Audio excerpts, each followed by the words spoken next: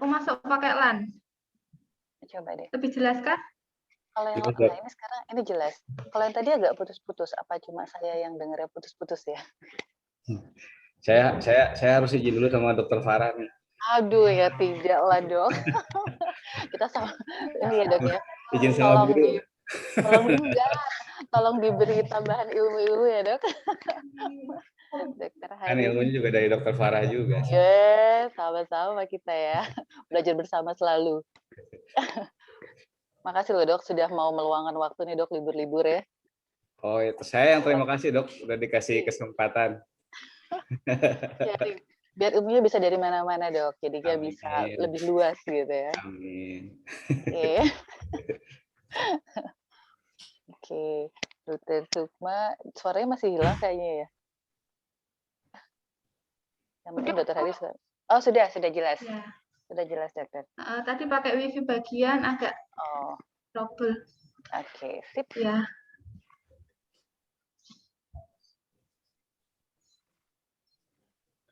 Udah. Oke. Jam 9 bisa dimulai, Dokter Hari?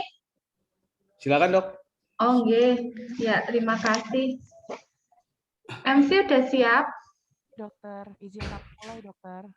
Ya, dimulai aja ya. Iya dokter.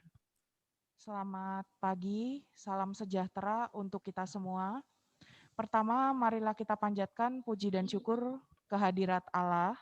Di hari yang cerah ini kita diberikan kesempatan berkumpul dalam acara kuliah dosen tamu berjudul Radiology for Pediatric dengan narasumber Dr. Hari Galuh Nugraha, spesialis radiologi konsultan dari Fakultas Kedokteran Universitas Padjadjaran Bandung. Selamat pagi kepada Dr. Sukma Imawati, spesialis radiologi konsultan. Selamat pagi kepada Dr. Hari Galuh Nugraha, spesialis radiologi konsultan. Kepada Dr. Farah Hendaraning-Rum, spesialis radiologi konsultan. Dr. Titi Yuliastuti, spesialis radiologi konsultan. Selamat pagi juga kepada para kandidat dan rekan residen yang telah hadir pada hari ini. Baik, untuk mempersingkat waktu, kita lanjutkan ke acara sambutan dari Kepala Program Studi Radiologi Fakultas Kedokteran Universitas Diponegoro, Dr. Sukma Imawati, spesialis radiologi konsultan. Waktu dan tempat kami persilakan, dokter. Terima kasih, Maria. Assalamualaikum warahmatullahi wabarakatuh. Alhamdulillah terlaksananya juga ya kuliah tamu yang memang rutin kita laksanakan dok, tiap paling tidak 3 bulan sekali mengundang beberapa narasumber dari institusi lain. Nah, kali ini kita kedatangan seorang Dokter Hari Galuh Nugraha. Beliau dari Universitas Padjadjaran Bandung. Beliau juga sudah malang melintang di dunia perpediatrikan, menjadi speaker di mana-mana, dan dia juga termasuk salah satu teman saya, teman seperjuangan ya dok ya? Ya dok. Dok.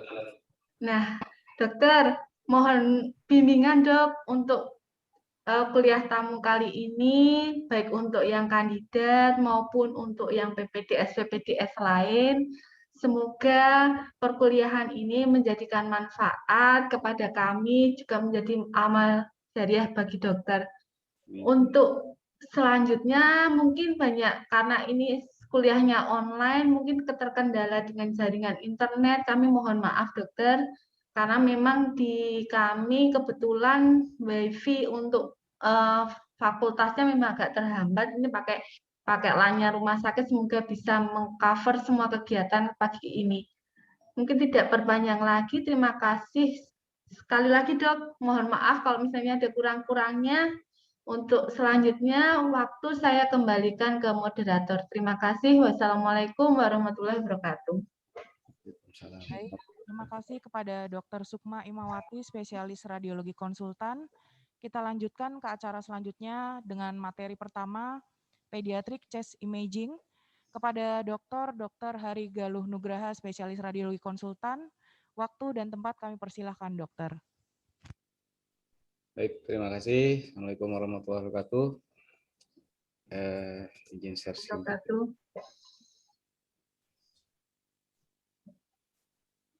Baik, sebelumnya juga saya ucapkan terima kasih atas kesempatan ini. Jadi selamat pagi para konsulen sekalian dan rekan-rekan sekalian.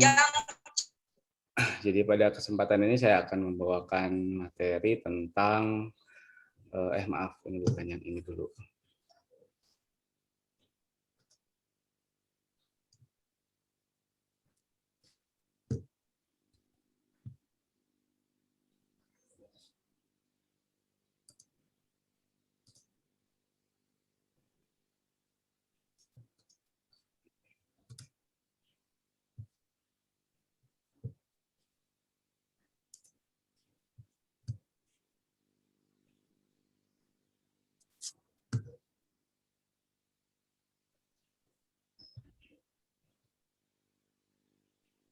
Apakah sudah terlihat belum? Belum ya? Sudah dok, sudah jelas. Sudah terlihat. Sudah terlihat.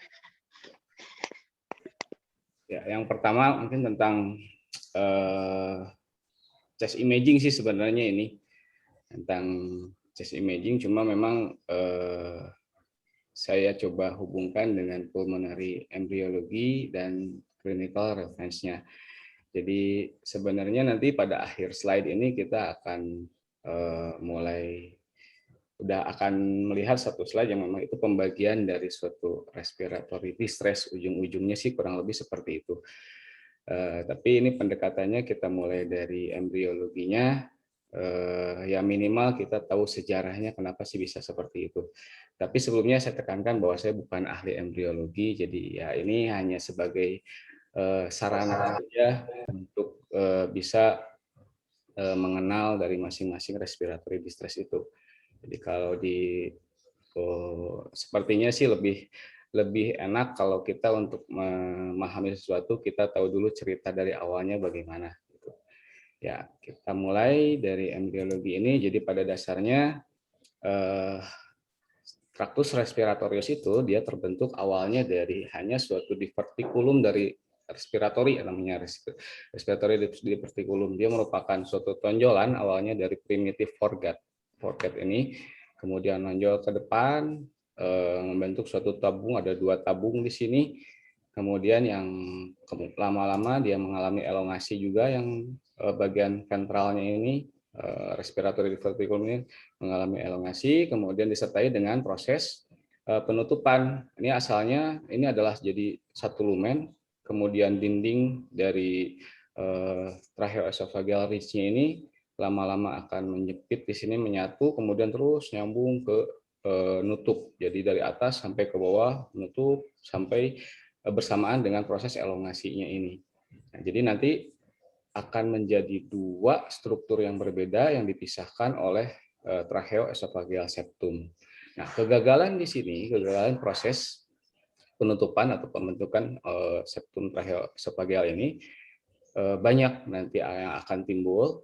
Salah satu yang paling sering adalah tracheoesophageal fistula dan esophagus atresia esophagus. Jadi ini adalah kondisi yang diakibatkan karena proses yang terjadi pada minggu ketiga dan minggu keempat, pada proses penutupan tracheoesophageal septumnya ini. Nah, karena kegagalannya ini kan prosesnya dari atas terus ke bawah nutup. Nah, dari terjadi kondisi patologis seperti ini yang nanti yang menimbulkan 5 kelainan yang berbeda pada esophageal atresia dan tracheoesophageal fistula ini. Jadi ada beberapa tipe. Seperti yang sudah kita tahu, ini ada tipe yang A, B, C, dan E. Yang pada di lapangan seringnya suka kebalik-balik, sering bingung yang mana duluan, yang terutama untuk menentukan fistula. Nah, untuk menghafalnya atau memahaminya, sebenarnya ada jembatan keledainya. Jadi kita hafalkan dulu yang tipe A dan tipe E. Jadi dengan nanti baru B, C, D dengan kalimat seperti ini awalnya. Ya, esophageal atau atresia esophagus itu dengan tracheoesophageal fistula, fistulanya bisa di atas, di bawah, atau kedua-duanya. Jadi tipe A dan tipe E itu B, C, D. Jadi menghafalnya mungkin sedikit lebih enak nanti. Dimana kalau yang paling tengah ini adalah tipe yang paling sering terjadi, di mana yang bagian fistulanya itu berasal dari yang bagian inferior, yang bagian bawah. Nah, karena itulah maka gambaran chest X-ray-nya sering kita dapatkan gambaran seperti ini. Jadi pada saat dipasang NGT itu memutar lagi ke atas buntu. Nah, biasanya kalau sudah seperti ini dari bedah anak tidak pernah meminta, atau sangat jarang sekali meminta pemeriksaan radiologi dengan modalitas yang lain. Biasanya langsung dioperasi. Kalau misalnya berat badannya cukup, maka lakukan langsung operasinya. Tapi kalau misalnya prematur kemudian berat badannya tidak cukup, awalnya dilakukan ligasi dulu dari fistulanya ini. Itu kadang juga pada saat X-ray-nya selain ini, nah ini salah satunya. Nah, kita juga sering dapati gambaran ground glass di sekitarnya yang merupakan ini adalah bentuk suatu aspirasi pneumonia biasanya. Kemudian selain dari X-ray torak juga kadang diminta X-ray abdomennya di sini. Jadi apa fungsinya sebenarnya? Kurang lebih ada 2 tipe X-ray yang akan dihasilkan pada atresia esofagus dengan tracheoesophageal fistula ini. Ya, tipe yang pertama ini gaseous abdomen, jadi tidak ada lagi gambaran udara di daerah abdomen. Ini menunjukkan bahwa dia adalah tipe A atau tipe B. Jadi di mana memang buntu di atasnya. Kemudian kalau yang berikutnya yang ada udara di intraabdomen, ini adalah tipe C dan tipe D. Lalu bagaimana dengan tipe E? Tadi kan ada. Nah, kalau tipe E ya kita harus ingat bahwa dia tidak ada atresia esofagus, dia hanya merupakan tracheoesophageal fistula di mana dua-duanya sudah elongasi, sudah terbentuk semuanya. Jadi pasti begitu pasang NGT, NGT-nya sudah sampai sini, tidak akan melekuk di atas. Itu kurang lebih gambaran X-ray yang dihasilkan pada tracheoesophageal fistula. Nah, apabila proses penutupan tracheoesophageal septum ini berlangsung dengan lancar, tidak ada masalah, tidak ada gangguan, maka yang terjadi berikutnya adalah pembentukan dari primary bronchus, yang kemudian nanti dari primary bronchus ini dia akan bercabang yang asimetris. Yang kanan itu membentuk secondary atau bronchus sekunder, itu 3 buah, dan yang kiri dia akan membentuk 2 buah bronchus sekunder yang nantinya ini merupakan cikal bakal dari lobus parunya itu sendiri. Nah, di akhir minggu ke-6 itu nanti bronkus sekundernya ini akan bercabang lagi menjadi bronkus tersier, yang merupakan itu adalah cikal bakal dari segmen dari masing-masing lobus tersebut. Nah, kegagalan di proses ini maka sering terjadi, penyebabnya ya banyak, contohnya atau banyak yang bisa diakibatkan oleh kegagalan proses ini. Salah satu yang paling sering adalah ini 3 poin ini, pulmonary agenesis, aplasia, dan hipoplasia di sini. Ada beberapa literatur mengatakan bahwa ya ada yang menyatukan antara agenesis dengan aplasia ini. Ada juga literatur yang membedakan dengan jelas kenapa dibedakan agenesis dengan aplasia ini. Nah, dari sini kita akan ambil yang membedakannya dulu. Nah, kalau yang disatukan ya sudah, yang penting kita tahu dulu kenapa dia dibedakan. Nah, salah satunya ada 3 poin yang digunakan untuk membedakan agenesis, aplasia, dan hipoplasia ini. Yang pertama dari bronkusnya terutama. Jadi dilihat dari bronkusnya di ipsilateralnya, pada agenesis itu tidak ada bronkus di ipsilateralnya. Sementara pada aplasia itu remnan terbentuk tapi jadi bonggol atau hanya tunasnya saja. Kemudian pada hipoplasia ada tapi dia berkurang dari sisi ukuran maupun jumlahnya. Begitu juga pada arteri pulmonalnya, pada agenesis tidak terbentuk, pada aplasia juga tidak terbentuk. Nah, pada hipoplasi ada, sama dengan bronkusnya, dia ukurannya kecil dan juga cabang-cabangnya juga tidak lengkap, jumlahnya juga berkurang. Dan terakhir itu dari parenkim. Ya, kalau agenesis sudah pasti bronkus tidak ada, arteri pulmonalnya tidak ada, ya parenkimnya juga tidak ada pastinya. Mana aplasia juga tidak ada, dan pada hipoplasia ada tapi biasanya tidak sempurna. Nah, khusus untuk yang hipoplasi ini berbeda dengan yang 2 ini. Jadi ini merupakan incomplete development. Jadinya dia terbentuk semua tapi incomplete. Kenapa bisa terjadi? Etiologinya ada 2. Ada yang primer dan ada yang sekunder. Yang primer itu otomatis karena suatu proses yang ada hubungannya dengan growth factor, jadi idiopatik defisiensi atau dengan sindrom-sindrom tertentu, misalnya trisomi 21, kemudian Scimitar syndrome dan lain-lain. Nah, yang sering kita dapati itu yang sekunder. Nah, ini juga kita bagi menjadi dua penyebabnya, bisa intratorasik, bisa ekstratorasik. Nah, intratorasik ini penyebab yang bisa menyebabkan terjadinya hipoplasia paru, jadi CDH atau congenital diaphragmatic hernia, sekuestrasi ekstralobar, ada massa di mediastinum juga bisa menyebabkan suatu hipoplasia paru yang intratorasik penyebabnya. Kalau yang ekstratorasik, oligohydramnion, skeletal dysplasia, ini juga merupakan salah satu penyebab ya. Secara sederhananya begini, jadi syarat untuk suatu paru itu tumbuh, itu ada kurang lebih 4 syarat utama. Yang pertama, cairan amnionnya cukup. Gitu. Jadi nanti ruang untuk dia tumbuhnya ada. Begitu juga volume toraknya. Jadi tidak membatasi pertumbuhan dari parunya. Jadi volumenya harus adekuat. Kemudian breathing movement-nya juga normal. Dan terakhir yang ini yang poin keempat ini berhubungan dengan yang pertama.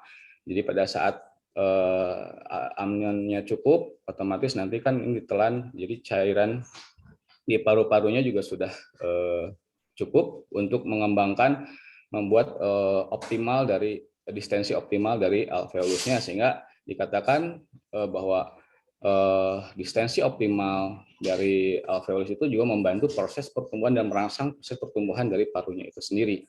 Itu jadi ya seperti istilahnya kalau PPDS itu kalau misalnya untuk bisa menghasilkan PPDS yang punya inisiatif kemudian kreativitas yang tinggi kan otomatis ada beberapa syarat. Yang pertama lingkungannya itu enak nyaman, kemudian juga ruang tempat dia ada belajarnya juga tidak sempit, pergerakannya tidak dibatasi, dan otomatis yang poin ketiga ini yang paling penting juga dalam dirinya memang sudah ada kreativitas yang tinggi dan inisiatif yang nanti didukung oleh proses yang ketiga ini bisa muncul. Itulah untuk jembatan keledainya untuk bisa menghafal atau memahami apa syarat-syarat dari timbulnya atau development dari paru ini. Jadi salah satu syarat ini saja tidak terpenuhi, maka bisa terjadi hipoplasi dari paru itu.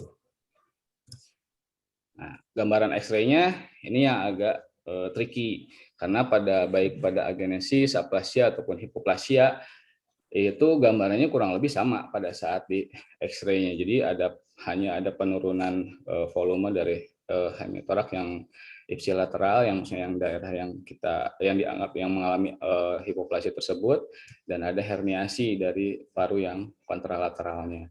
Ya, kalau kita lagi beruntung fotonya bagus, ya kita bisa lihat sebenarnya nanti cabang dari bronkus yang mengalami hipoplasia ini parunya bisa kelihatan di sini. Nah, otomatis yang lebih bagus imaging yang bisa kita dapatkan adalah di CT scan terutama. Nah, di CT scan nanti kita bisa lihat kalau yang agenesis di sini jelas cabang arteri pulmonalnya yang terbentuk ya cuma satu di sini. Sementara yang ipsilateral yang mengalami hipoplasi tidak terbentuk. Begitu juga bronkus, cabang bronkus utamanya juga tidak terbentuk. Berbeda dengan aplasia, di sini pada rekonstruksi 3 dimensinya terlihat ada terbentuk. Di sini juga ada cabangnya, tapi hanya berupa suatu tunasnya, bonggolnya saja. Ke bawahnya tidak ada lagi cabang-cabangnya. Nah, pada hipoplasi, ini yang juga sering kita dapati bersamaan dengan kelainan-kelainan yang lain, misalnya kita dapati pada CPAM atau yang lainnya.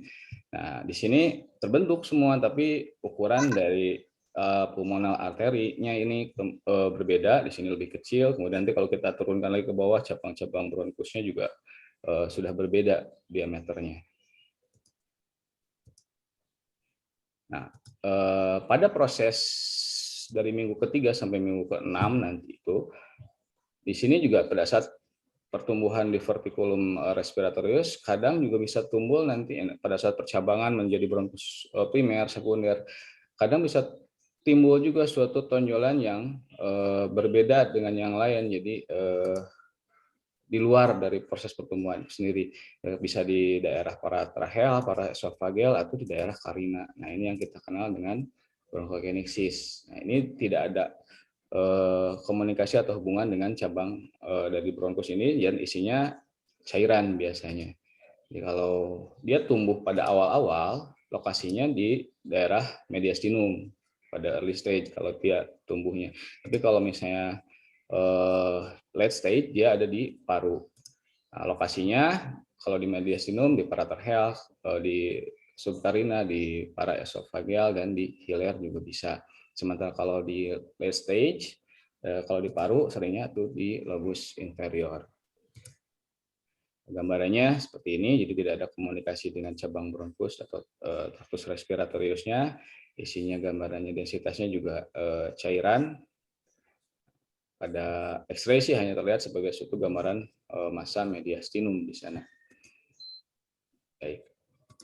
Nah, ini adalah proses yang tadi semua kita jelaskan dari awal, itu dinamakan proses embryonic stage. Jadi dari minggu ke-3 sampai ke-6 itu tadi prosesnya semua sampai ke pertumbuhan dari cabang bronkus yang tersier yang nanti akan menjadi cikal bakal dari segmen paru itu. Kemudian dari situ, dari cabang-cabang tersier yang sudah terbentuk, dia mengalami elongasi, kemudian tumbuh lagi menjadi cabang bronchiolus terminalis nantinya. Jadi nanti dari tersier itu ada bronchiolus terminalis. Nah, pada proses ini juga bagian mesodermal, tadi kan kali ini semua nih berasal dari endodermalnya. Nah, bagian mesodermal itu dia akan membentuk sistem arterial, kemudian kartilago, dan otot polosnya di sana. Nah, pada proses ini apabila terjadi defek, pembentukan kartilago, kemudian nanti atau misalnya terjadi bronchial stenosis dan lain-lain, ya anggaplah kita ambil salah satu contoh, misalnya ada defek dari pembentukan kartilago ini. Nah, apa yang akan terjadi di sini? Nanti ada beberapa bagian dari dinding bronkus yang mengalami lemah dindingnya karena kartilagonya tidak terbentuk. Apa akibatnya? Akibatnya tidak akan langsung terlihat pada saat di intrauterin memang. Itu terjadi pada saat nanti bayinya bernapas, terjadi air trapping nanti di situ pada saat ekspirasi. Jadi ada valve mechanism, udara bisa masuk tapi nggak bisa keluar lagi. Nah, itulah yang akibatnya nanti menyebabkan suatu congenital lobar emphysema. Jadi sebenarnya ada dua pendapat yang mengatakan bahwa ada yang tidak setuju juga dengan penamaan emphysema ini karena ternyata setelah lihat histologisnya semuanya bagus, sel-selnya alveolus dan lain. Jadi pada emphysema kan yang seperti yang kita tahu itu ada kerusakan, distorsi dari alveolus dan lain-lain. Tapi kalau pada CLE ini semuanya bagus pertumbuhan sel-selnya. Jadi karena itu juga ada yang menyebutnya ini sebagai congenital lobar overinflation atau CLO. Tapi apapun itulah intinya pada maksudnya kita sama, mau disebut emphysema atau overinflation juga tujuannya adalah ke arah sana, di mana di sini ya insidensinya juga ini 1 banding 20.000 kelahiran hidup, kemudian seringnya pada laki-laki dengan male to female rasionya 3:1, jadi sering pada laki-laki. Kemudian untuk beberapa kasus yang simptomatik ini biasanya mulai terdiagnosis setelah 6 bulan kelahiran hidup. Dan lokasi yang paling sering itu di kiri, di bagian atas, lobus bagian atas, kemudian di lobus medius yang kanan, dan lobus superior yang kanan, yang ketiganya. Jadi gambarannya seperti ini. Jadi ada gambaran yang overinflation dari satu lobus, yang kemudian dengan pendesakan mediastinumnya ke kontralateral. Pada CT scan juga gambarnya seperti ini. Jadi gambarnya masih terlihat vaskularisasi di sini, vaskular markingnya masih terlihat dengan jelas. Nah, ada satu pertanyaan, lalu gimana caranya kita membedakan pada foto yang, pada gambaran X-ray yang seperti ini, seringnya pada saat kita dapat di gambaran seperti ini ada pertanyaan apakah ini ada suatu yang bermasalahnya, apakah yang sebelah yang kontralateral atau yang ipsilateralnya. Jadi apakah ini hipoplasi paru atau ini merupakan suatu congenital lobar emphysema atau ini aplasia atau hipoplasia. Nah, di beberapa literatur dikatakan bahwa ini bisa salah satu yang bisa membantu adalah kita lihat foto pada saat dia beberapa jam setelah lahir. Pada kongenital lobar emfysem awalnya itu dia terisi cairan begitu lahir. Jadi membentuk suatu gambaran massa mediastinum yang densitasnya opak, jelas semuanya homogen. Yang beberapa jam kemudian ini menghilang diganti dengan gambaran yang ini. Yang itu tidak didapati pada gambaran X-ray hipoplasia paru atau sejenisnya. Ya, itu adalah kongenital lobar emfysem. Nah, tahap yang tadi kita sebutkan, kelanjutan dari pembentukan bronchiolus terminalis, kemudian sampai ke pembentukan cartilago, sistem arteri, dan otot-otot.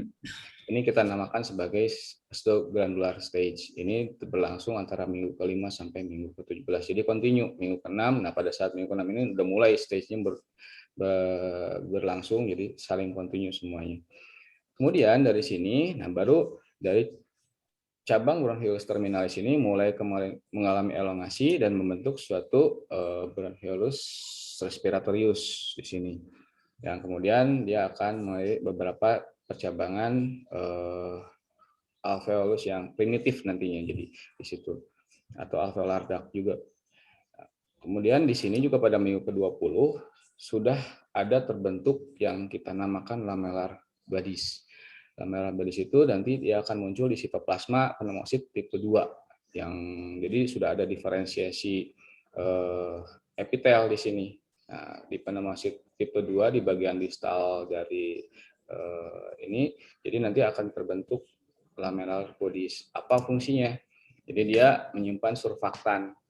Jadi yang nanti akan dilepaskan ke alveolus. Nah, ini adalah fase canalicular stage. Kita bicarakan tentang pulmonary surfaktan. Jadi ini contohnya. Kenapa? Ini di stage ini nanti yang terjadi. Jadi pulmonary surfaktan itu yang merupakan suatu lipoprotein kompleks ini yang nanti dihasilkan atau keluar dari lamellar bodies. Nah, keunikannya apa? Dia memiliki daerah yang hidrofilik dan hidrofobik. Nanti apa yang bisa didapat keuntungannya dari bentuknya yang seperti ini. Sekarang kita anggap, jadi kita lihat sekarang di sini ini adalah satu alveolus. Ternyata alveolus itu isinya tidak hanya udara, jadi sebelum di daerah bagian dalamnya dia dilapisi oleh ada cairan tipis di daerah alveolus, baru kemudian di ruangnya yang lainnya diisi oleh udara. Nah, karena ini ada cairan, ini ada udara, maka seperti yang kita tahu bahwa cairan itu tidak akan pernah berinteraksi apapun dengan udara, maksudnya tidak akan pernah memberikan suatu reaksi yang seperti ke molekul-molekul yang lainnya. Nah, kalau kita anggap seperti ini adalah molekul-molekul cairan. Ini daerah surface-nya, ini molekul-molekul cairan yang di bawahnya. Nah, seperti yang kita tahu bahwa antar molekul cairan ini dia akan memiliki suatu apa yang kita namakan sebagai gaya atau force atau apa. Jadi interaksi antara molekulnya bisa ke atas, bisa ke samping kanan, samping kiri, atau ke bawah. Yang ini juga tidak hanya satu molekul ini, semua molekul ini akan sama memiliki interaksi yang sama seperti ini. Nah, begitu juga yang di atasnya nanti juga akan berinteraksi sama ke pinggir-pinggirnya dan ke bawahnya. Begitu ada udara di sini, begitu ada udara masuk ke sini. Nah, ini kan molekul yang di surface ini sama, dia akan memiliki interaksi satu sama lain, tapi ada yang berbeda. Karena di atasnya tidak ada molekul air lagi, hanya langsung udara di sini. Jadi seperti yang tadi kita tahu bahwa molekul air ini tidak akan berinteraksi dengan udara. Artinya ini ada gaya yang ke sini, ada interaksi yang ke sini, ini juga antar molekul sama. Nah, kalau kita ingat rumus vektor, ini satu sama lain kalau misalnya ada tekanan ke sini atau gaya ke sini dengan ke sini sama, artinya mereka saling meng-cancel, jadi netral satu sama lain, jadi tidak ada tekanan, sama semuanya. Nah, ini ke sini sama, ini ke sini sama. Yang berbeda apa? Jadi ini netral, ini netral, ini netral. Yang timbul terakhir hanya cuma tekanan yang ke bawah. Karena ke sini kan netral, kanan kiri semua berinteraksinya semua sama. Yang ada nanti tekanannya ke bawah. Jadi si molekul-molekul yang di surface ini dia akan bergerak ke bawah. Begitu ada udara, dia akan bergerak ke bawah, berpengaruh ke lapisan-lapisan berikutnya. Jadi makin lama makin mendesak, akhirnya cairan yang ada di alveolus ini makin lama makin menjadi menipis. Akibatnya apa? Sesuai dengan hukum Laplace ya. Jadi pada saat dia menipis, otomatis nanti si alveolusnya dia akan kolaps. Tekanannya di sini masuk semua menekan untuk mendorong udara keluar. Gitu. Nah, inilah yang terjadi pada kondisi alveolus pada bayi-bayi yang prematur.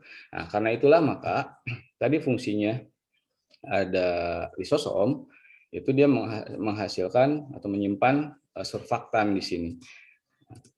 Surfaktan ini nanti akan dilepaskan dari sini, dari lisosomnya, kemudian mengalami adsorpsi dan melapisi tadi surface dari perbatasan antara air dan udara tersebut. Nah, keunikannya baru di sini. Jadi si surfaktan ini, sisi yang dia hidrofilik, dia akan nempel ke cairan ke sini, dan hidrofobiknya ke daerah, menghadap ke daerah tempatnya udara di sini yang ada. Nah, dengan adanya surfaktan ini, jadi akan mengecilkan surface tension, akibatnya jadi bahkan disebutnya bahwa nol sama sekali tidak ada. Jadi akibatnya apa? Pada saat dia ekspirasi pun dia tidak akan terlalu kolaps. Gitu. Jadi tetap masih bisa terbuka. Jadi keuntungannya apa? Nanti pada saat ekspirasi tidak dibutuhkan tenaga yang sangat besar sekali untuk bisa mengisi alveolus ini. Itu kurang lebih fungsinya surfaktan itu seperti itu. Nah, produksinya itu dimulai dari minggu ke-24, tapi efektif katanya itu mulai bisa mencegah atelektasis itu dari mulai minggu ke-32. Jadi kalau bayi-bayi prematur yang di bawah, apalagi di bawah usia 32 minggu ini, bisa terjadi, kalau kita lihat dari semuanya ini, bisa terjadi dua hal yang paling utama. Yang pertama, tadi surfaktanya berkurang. Jumlah surfaktanya belum terbentuk dengan sempurna. Kemudian yang kedua adalah ya karena dia prematur, otomatis struktur parunya juga masih imatur, termasuk alveolus jumlahnya juga masih berkurang, belum alveolarisasinya belum terlalu sempurna di situ, belum lengkap. Nah, akibatnya apa? Maka akan terjadi suatu surfactant deficiency syndrome, atau yang kita kenal dengan hyaline membrane disease nama-namanya, atau infantile, ini namanya banyak, infantile respiratory distress juga bisa. Jadi apapun ya tujuannya kan ini karena merupakan suatu penyakit yang atau suatu kondisi diakibatkan karena defisiensi dari surfaktan. Nah, pada kondisi ini terjadi dua keadaan. Yang pertama tadi karena memang surface tension tinggi, jadi sebagian besar alveolus yang mengalami surface tension yang tinggi karena tidak ada surfaktannya itu di semua paru itu ya akibatnya apa? Terjadi generalis atelektasis yang mengakibatkan volume parunya menurun. Itu kelompok yang pertama. Kelompok yang kedua, ya di samping alveolus yang kolaps tadi, ada juga beberapa alveolus yang dia masih bisa distensi karena mengalami surface tension yang tidak terlalu tinggi surface tensionnya. Akibatnya apa? Pada saat inspirasi, alveolus ini terisi udara, jadi distensi sebagian. Jadi yang awalnya dia masih bisa distensi, dia terisi udara. Kemudian juga berikut juga cabang-cabang dari terminal airways-nya juga mengalami distensi. Nah, dari sini gambaran yang akan dilihat dari X-ray pada saat cabang di bronkusnya, udara semuanya di cabang-cabang bronkusnya itu akan terlihat sebagai suatu air bronchogram. Nah, di gambaran X-ray-nya beberapa gambaran alveolus yang mengalami distensi ini bersamaan dengan alveolus yang mengalami kolaps yang kelompok yang tadi yang pertama kita sebutkan, ini akan memberikan gambaran yang reticulogranularity di sana. Jadi itu gabungan gambarannya, ada beberapa yang masih distensi, ada juga yang sudah kolaps semuanya. Nah, tiga gambaran ini, ada penurunan volume paru, ada gambaran air bronchogram, ada reticulogranularity, ini merupakan gambaran yang klasik atau gambaran khas dari suatu hyaline membrane disease atau surfactant deficiency syndrome atau respiratory distress syndrome. Nah, gambarannya kurang lebih seperti ini. Jadi ada gambaran reticulogranular atau ground glass dengan air bronkogramnya masih bisa terlihat dengan jelas. Ini yang kita sebut sebagai grade 1 dari surfactant deficiency disorders. Ya. Kemudian kalau misalnya dia makin terus atelektasisnya makin meluas, kemudian jadi otomatis udara yang di dalam alveolus juga makin berkurang, sehingga awalnya densitasnya yang asalnya lusen itu jadi banyaknya opak, ya, karena banyak yang atelektasis alveolusnya. Jadi akibatnya opasitas dari kedua parunya ini akan bertambah, meningkat. Air bronkogramnya masih bisa terlihat dengan jelas di sini. Malah mungkin makin tambah jelas terlihat. Kenapa? Karena opasitasnya atau background-nya sudah dirubah menjadi makin putih. Sementara di daerah bronkusnya udara masih ada. Jadi air bronkogramnya masih bisa terlihat dengan jelas. Ya, jadi ada ekstensif atelektasis, ada ekstensif air bronkogram. Ya ini yang kita sebut sebagai atau kita kenal sebagai grade 2 dari surfactant deficiency disorders. Kemudian makin parah lagi atelektasisnya, pada kondisi mana atelektasis makin banyak. Di sini gambaran air bronkogramnya sudah mulai menurun karena memang sudah mulai hampir semua mengalami atelektasis. Ya, jadi opasitasnya makin bertambah, tapi batas jantung dengan parunya masih bisa kita lihat, udah mulai blur lah sebenarnya kurang lebih. Nah, ini yang kita namakan sebagai grade 3. Nah, makin luas atelektasisnya, sudah tidak ada lagi yang distensi alveolusnya, ya ini yang kita namakan sebagai white lung. Batas jantung parunya sudah tidak bisa kita lihat dengan jelas lagi. Jadi pada surfactant deficiency disorder ini terjadi beberapa kondisi nantinya. Ada generalized atelektasis, kemudian intrapulmonary shunting, ada abnormalitas dari ventilasi dan perfusi yang nanti akan juga terjadi penurunan compliance dari parunya. Nah, ini akibatnya apa? Ya, ini akan susah bernapas pada bayi tersebut. Ya, karena itulah membutuhkan suatu mechanical ventilasi. Nah, apa yang akan terjadi kalau misalnya dengan seperti ini? Kalau tekanannya tinggi, terutama pada daerah-daerah yang dia tidak memiliki struktur kartilago, itu kalau sudah melebihi tekanannya, melebihi kemampuan dari menahan tekanan tersebut, maka akibatnya apa? Akan merusak dari ini epitelnya di sini. Yang akibatnya apa? Si udaranya akan keluar ke interstisial yang kita kenal sebagai pulmonary interstitial emphysema. Gambarannya seperti ini. Jadi gambaran yang streaky, lucent, multiple di sini di daerah parunya, di daerah interstisialnya. Ini merupakan suatu gambaran pulmonary emphysema yang sering terjadi pada minggu-minggu awal pada saat pemberian mechanical ventilasi ini. Nah, kemudian anggap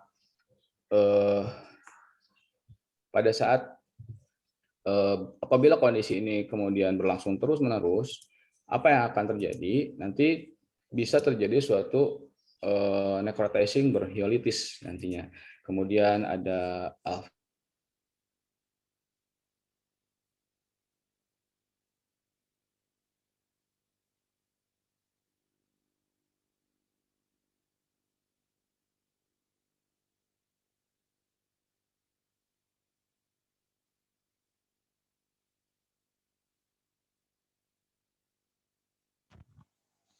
Mohon izin, Dr. Hari Galuh Nugraha, spesialis radiologi konsultan. Ada kendala nggih, dokter?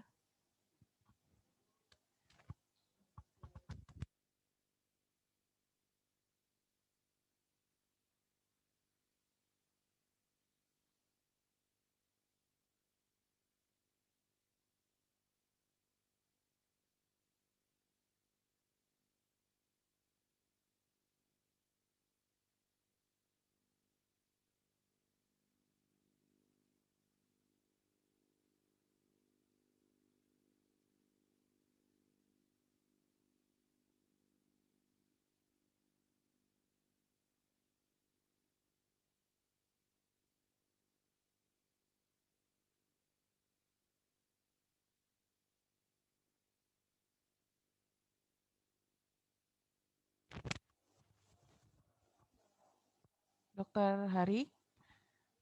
Mohon izin, dokter. ya, apakah sudah terdengar? Iya, dokter, sudah terdengar, dokter.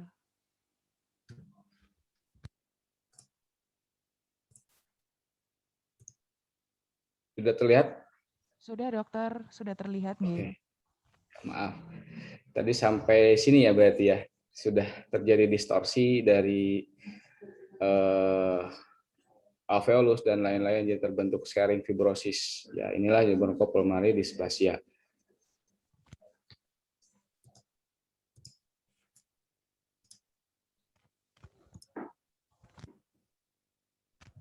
Dokter, mohon izin, Ya. dokter.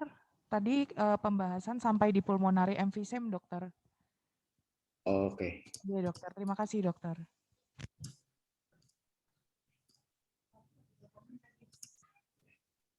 Sampai sini ya berarti ya. Iya. Jadi ada yang membutuhkan mechanical ventilation, yang kemudian jadi ini kalau misalnya sudah exceeded atau melebihi dari kemampuan, kan ini ada beberapa traktus respiratus yang dia makin ke distal dia tidak ada kartilagonya. Nah, kalau misalnya udah melebihi kemampuan tekanan di daerah situ dengan mechanical ventilasi ini, maka akan merusak ke epitel dari traktus respiratorius ini. Yang akibatnya nanti udaranya akan keluar ke interstisial yang kita namakan sebagai pulmonary interstitial emphysema. Ini gambarannya seperti ini. Jadi ada lusen-lusen linier di seluruh general, di seluruh paru. Kemudian apabila ini terjadi berlanjut, maka yang terjadi adalah ada beberapa kondisi. Yang pertama bisa terjadi necrotizing bronchiolitis, kemudian alveolar septa injury, kemudian ada inflamasi otomatis di sana yang nanti beberapa kelainan ini dia akan menghasilkan suatu scarring atau fibrosis di daerah tersebut. Yang akibatnya menjadi suatu bronchopulmonary dysplasia. Ya, ini gambarannya lebih heterogen dibanding yang dihasilkan oleh gambaran pulmonary interstitial emphysema, di mana sudah mulai ada fibrosis, jadi ada distorsi dari alveolus dan dari parenkim parunya sudah mulai distorsi, fibrosisnya mulai banyak kita dapat di gambaran di kedua parunya. Ini salah satu contoh gambaran bronchopulmonary dysplasia. Baik, ini di X-ray-nya, di CT-nya lebih jelas, jadi fibrosisnya, distorsi dari parenkimnya juga bisa kita lihat dengan jelas. Nah, itu tentang surfaktan pada fase canalicular stage. Nah, dari sini, dari fase ini, karena tadi sudah mulai terbentuk yang alveolar primitif, kemudian di sini sudah mulai terjadi makin tumbuh daerah surface area untuk pertukaran udaranya, makin meluas, makin membesar. Dan juga di sini sudah mulai alveolarisasi, jadi mulai fokus pertumbuhannya di daerah diferensiasi dari alveolusnya. Nah, ini yang kita namakan sebagai scapular stage, itu di minggu ke-24. Nah, ini kemudian dari sini alveolusnya makin berkembang, remodeling dari septasi dan alveolisasinya, kemudian juga terjadi maturasi dari capillary bed-nya. Ya, ini kita namakan sebagai fase alveolar stage, yang ini berlangsung sampai usia 8 tahun. Jadi dari lahir terus berkembang alveolusnya sampai usia ke-8 tahun. Nah, kalau kita ringkas, pada embryonic stage ini yang terjadi ini adalah mulai awal organogenesis. Tadi kita sudah tahu bahwa mulai terbentuk diverticulum respiratorius, yang kemudian terjadi pemisahan oleh tracheoesophageal fistula, tracheal septum, yang nanti kalau pembentukannya tidak bagus, yang terjadi kondisi yang patologis.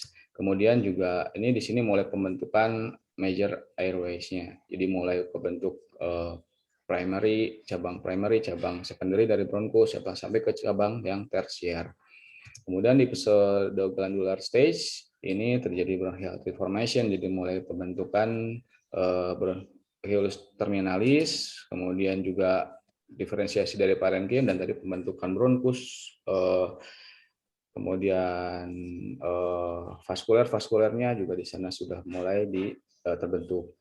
Kemudian di fase canalicular stage ini sudah mulai terbentuk bronchiolus respiratorius dengan ada diferensi dari epitel. Di sini mulai jelas nanti terbentuk ada tipe 2 pneumocyte, tipe 1 pneumocyte, dan di sini juga sudah mulai menghasilkan ada lisosom yang nanti akan menghasilkan surfaktan.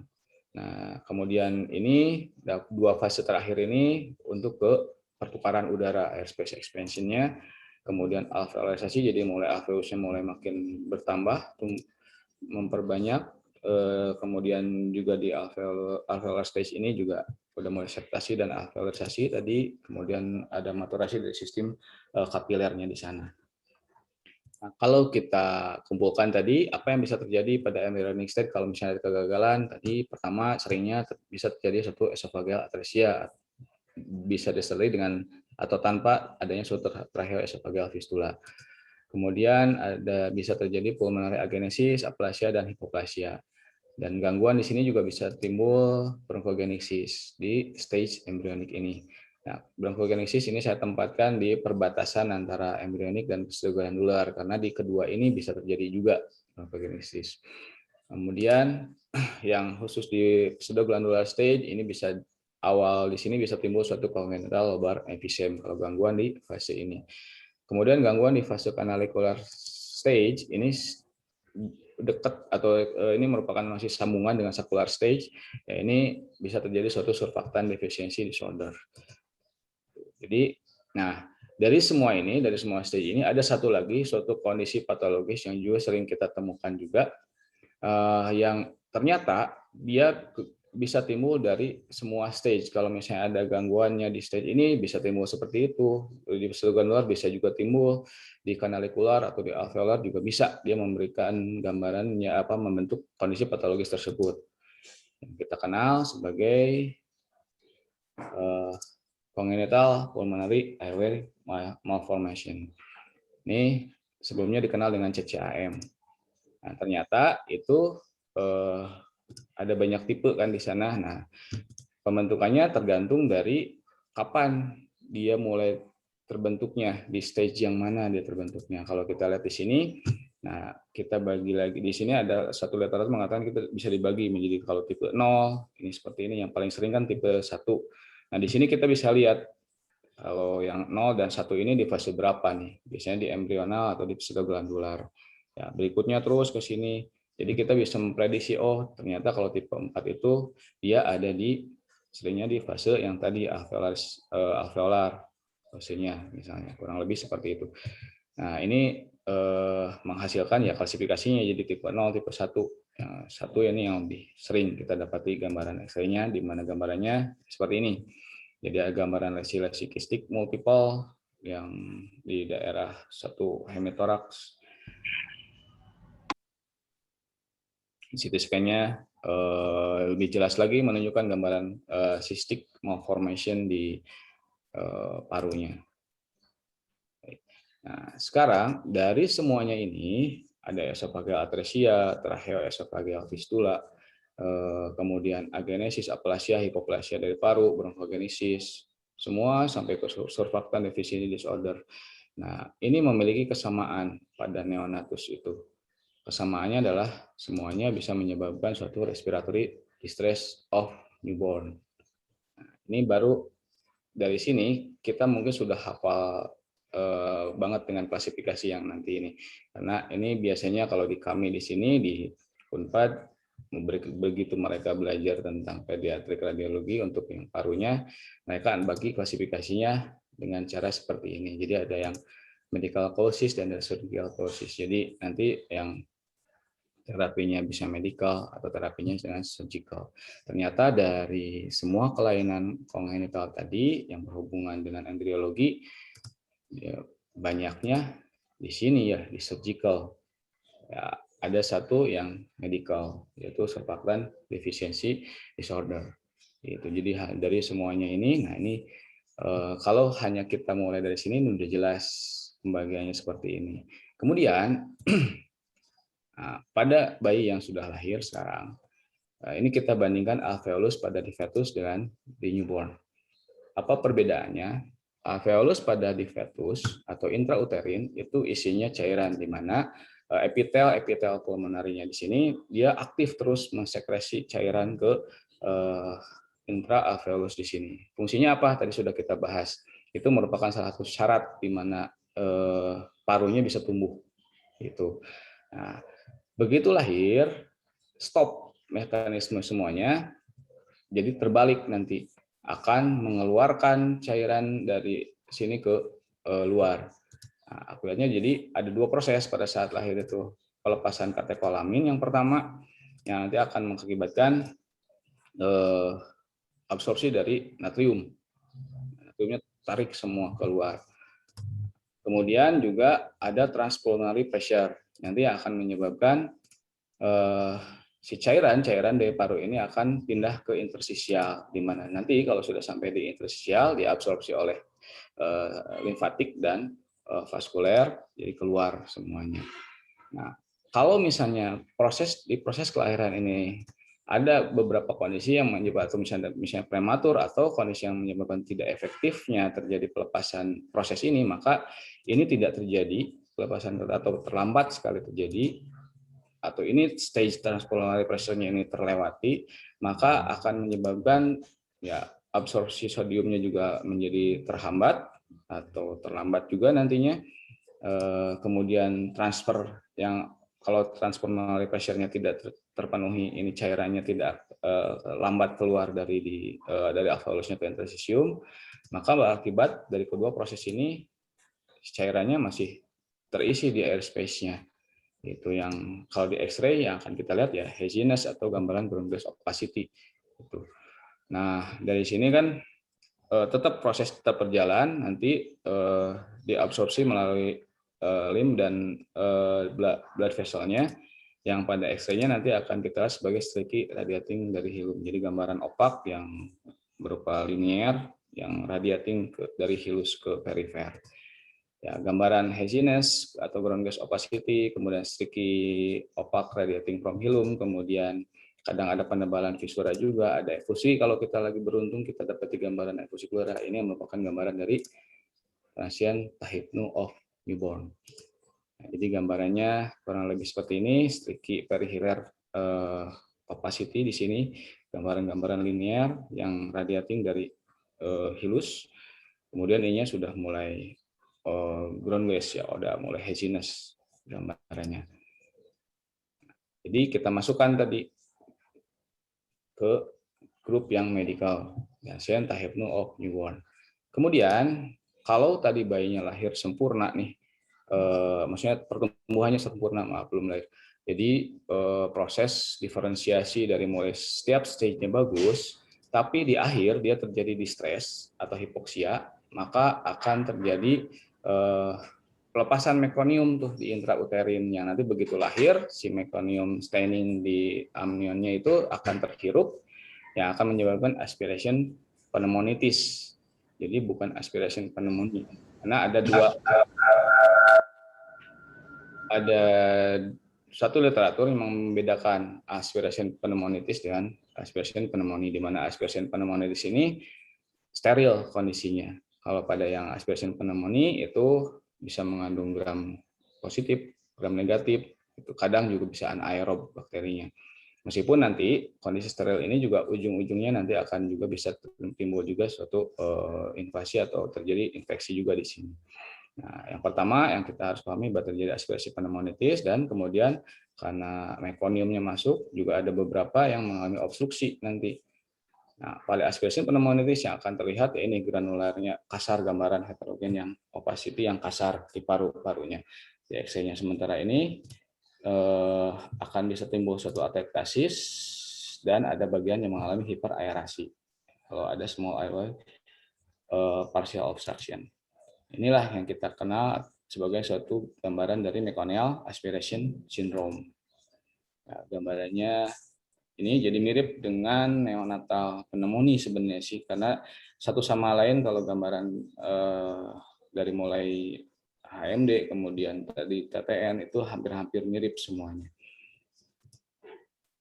Kita masukkan ke kelompok yang medical. Nah, jadi ini yang pertama kalau kali kita pelajari pada saat kita akan belajar kelainan respiratory disease pada pediatrik.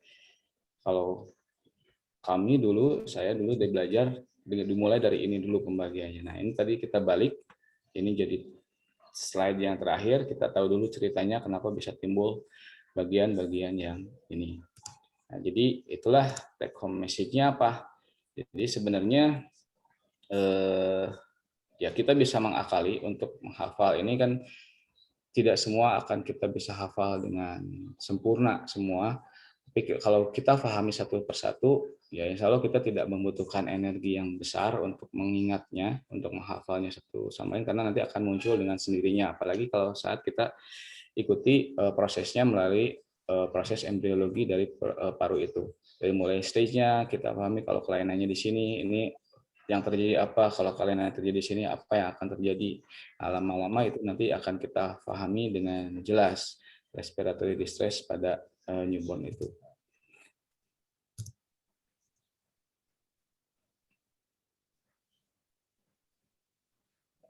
Ya, itu terima kasih.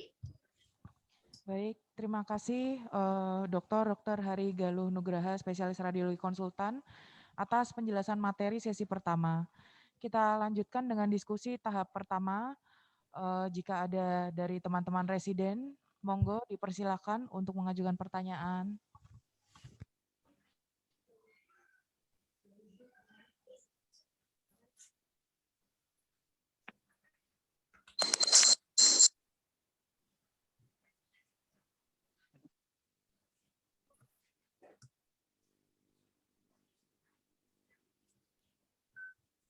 Ya, silakan ada pertanyaan. Mudah-mudahan cukup jelas. Dok, izin bertanya, Dok. Perkenalkan, nama saya Akno, dokter. Dari semester 7, dokter ingin bertanya. Tadi sempat dijelaskan mengenai meconium aspiration syndrome, dokter. Yang tadi disebutkan gambarnya itu hampir menyerupai atau mirip dengan neonatal pneumonia. Selama ini kalau misalnya kita pas waktu jaga atau waktu mengerjakan foto, kita salah satu clue-nya itu kan kalau pasien-pasien bayi dengan klinisnya serotinus gitu, dokter. Ada tips nggak, dokter? Maksudnya tips lain selain itu untuk bisa membedakan antara dia itu suatu meconial aspiration syndrome dengan suatu neonatal pneumonia. Terima kasih, dokter. Baik, terima kasih, Dok. Jadi pertama begini prinsipnya, pada saat kita mempelajari kelainan-kelainan respiratory distress pada neonatus ini hampir semua literatur mengatakan begini katanya. Jadi gambarannya jelas, masing-masing patofisiologinya juga ada, tapi untuk poin yang ini kita tidak bisa lepas dari anamnesis. Kunci paling utamanya adalah itu, riwayatnya bagaimana, itu yang pertama. Jadi kalau misalnya pada saat seperti tadi misalnya meconial aspiration syndrome, apakah ini bagaimana bedanya dengan neonatal pneumonia? Salah satu yang paling membantu yang pertama pertanyaannya adalah ada meconial staining nggak? Itu yang pertamanya itu sebenarnya bisa membantu kurang lebih. Nah, kemudian itu yang pertama. Yang kedua dari sisi imaging, nah ini dikatakan bahwa kalau pada meconial aspiration syndrome itu biasanya simetris atau bilateral, jadi kedua-duanya. Nah, berbeda dengan neonatal pneumonia, di mana neonatal pneumonia bisa unilateral saja bisa gambarannya, bahkan dalam satu paru pun tidak seluruhnya dia mengalami pneumonia, jadi hanya bisa satu lobus, satu segmental. Jadi gambarnya memang betul-betul seperti pneumonia yang bisa kita lihat pada dewasa, jadi dia bisa unilateral. Nah, apakah bisa bilateral? Bisa. Dan apakah nanti ujung-ujungnya nanti sama? Iya. Kenapa? Pada meconial aspiration syndrome tadi yang sudah saya sebutkan, dia terjadi aspiration pneumonitis. Awalnya steril, tapi karena nanti terjadi kerusakan di situ, infeksi lebih mudah terjadi. Ujung-ujungnya terjadi bakterial infeksi juga di situ. Makanya terjadi suatu pneumonia nantinya. Jadi makanya deketan tuh meconial aspiration syndrome, kemudian nanti bisa menimbulkan juga suatu neonatal pneumonia. Itu mungkin, Dok. Apakah sudah bisa dipahami? Iya, paham, Dok. Terima kasih, Dok. Monggo dari rekan residen lain apabila ada yang ingin mengajukan pertanyaan lagi. Selamat siang, dokter. Izin bertanya, dokter, mengenai hyaline membrane disease. Kami kan di Jaga itu sering sekali mendapatkan dari klinis itu HMD, DD pneumonia. Dan kalau di kepustakaan salah satu cara membedakannya kan adalah dari reduce dari lung volume, dokter. Nah, kira-kira dari dokter ada nggak itu hitungan khususnya untuk kapan kita sebut ada penurunan volume paru atau yang mana yang tidak ada. Karena tadi beberapa contoh yang slide yang di HMD tadi itu juga kurang lebih itu tadi kostanya kurang lebih 9 dokter. Kira-kira ada nggak tips dari dokter? Terima kasih. Baik, terima kasih. Pertanyaannya bagus. Ini juga sering ditanyakan dan sering jadi masalah di sana. Ada satu yang tidak kita sadari sebenarnya di sini. Betul secara teori bahwa tadi 3 poin utama adalah kolaps dari alveolus yang menyebabkan terjadi generalis atau rectavis yang nanti akan berakibat pada penurunan volume paru karena alveolusnya banyak mengalami kolaps. Nah, tapi ini ada yang harus digarisbawahi. Kalau bayinya pada saat lahir dengan kondisi prematur, biasanya sebelum di X-ray itu dokter anak sudah ngasih surfaktan tuh penyuntikan. Jadi atau dia sudah membantu dengan alat bantu nafas semuanya, bisa oksigen atau apa. Itulah yang menyebabkan volume paru menurun ini menjadi tidak objektif. Jadi jangan terlalu berpegang pada penurunan volume paru, kecuali kalau memang belum diapa-apakan volume parunya pasti menurun. Itu yang saya pahami dan beberapa jurnal juga mengatakan, beberapa literatur juga mengatakan seperti itu. Jadi itulah yang sering terjadi. Makanya kenapa sih gambaran pada HMD ini kok mirip-mirip dengan kelainan yang lain ya? Karena pada saat dia di X-ray dia udah dikasih dulu surfaktan, udah diapa. Jadi volume parunya udah mulai mengembang, udah pakai alat bantu nafas semuanya, oksigen atau apa. Jadi sudah tidak terlalu objektif lagi kita mau menyebutkan volume parunya menurun. Kecuali begitu lahir langsung di X-ray. Kelihatan seumur saya jadi radiolog saja, saya baru menemukan satu gambaran khas penurunan volume paru itu beberapa minggu yang lalu, itu sangat jelas sekali di mana volume parunya menurun dua-duanya dan itu pada bayi yang prematur. Dan itu HMD atau RDS grade 2 kalau tidak salah. Jadi ya seperti itu kondisinya. Jadi nanti pegangan kita ya tadi kembali lagi kita tidak boleh lepas dari anamnesis riwayat dari usia kehamilannya bagaimana, kemudian yang lain-lainnya semuanya itu juga kita sebagai bahan pertimbangan untuk membantu mendiagnosis itu. Dan dididik dengan pneumonia apakah boleh? Sangat-sangat boleh karena pada HMD juga itu riskan juga terjadi suatu pneumonia di sana. Gitu. Lalu bagaimana kita menentukannya? Makanya kita tidak bisa menentukan hanya dengan satu foto konvensional. Kita butuh serial foto di sana untuk melihat oh ini perkembangannya bagaimana. Seperti halnya tadi kita lihat di bronkogenesis itu begitu kita lahir misalnya kita dapat di gambaran massa mediastinum densitas opak ya dari situ kita tidak bisa apa sih penyebabnya kemungkinan yang bisa terjadi DD-nya kan banyak kalau sudah ada massa mediastinum kita butuh foto serial tiba-tiba foto berikutnya tiba-tiba lusen gambarannya nah itu beda lagi ceritanya jadi kelainan proses di embriologinya mungkin yang terjadi tapi kalau tetap opak ya mungkin kita harus pikirkan nanti germ cell tumor atau apa semuanya itu kurang lebih seperti itu dok.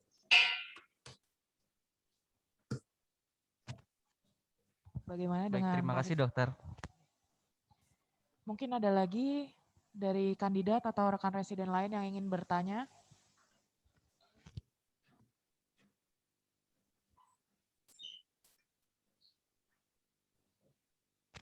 Baik, kalau tidak ada yang ingin bertanya lagi, kita lanjutkan ke acara selanjutnya dengan materi kedua. Topiknya pediatric gastrointestinal imaging. Kepada Dr. Hari Galuh Nugraha, spesialis radiologi konsultan, waktu dan tempat kami persilakan dokter. Terima kasih dok. Oke dokter. Minta izin dulu buka.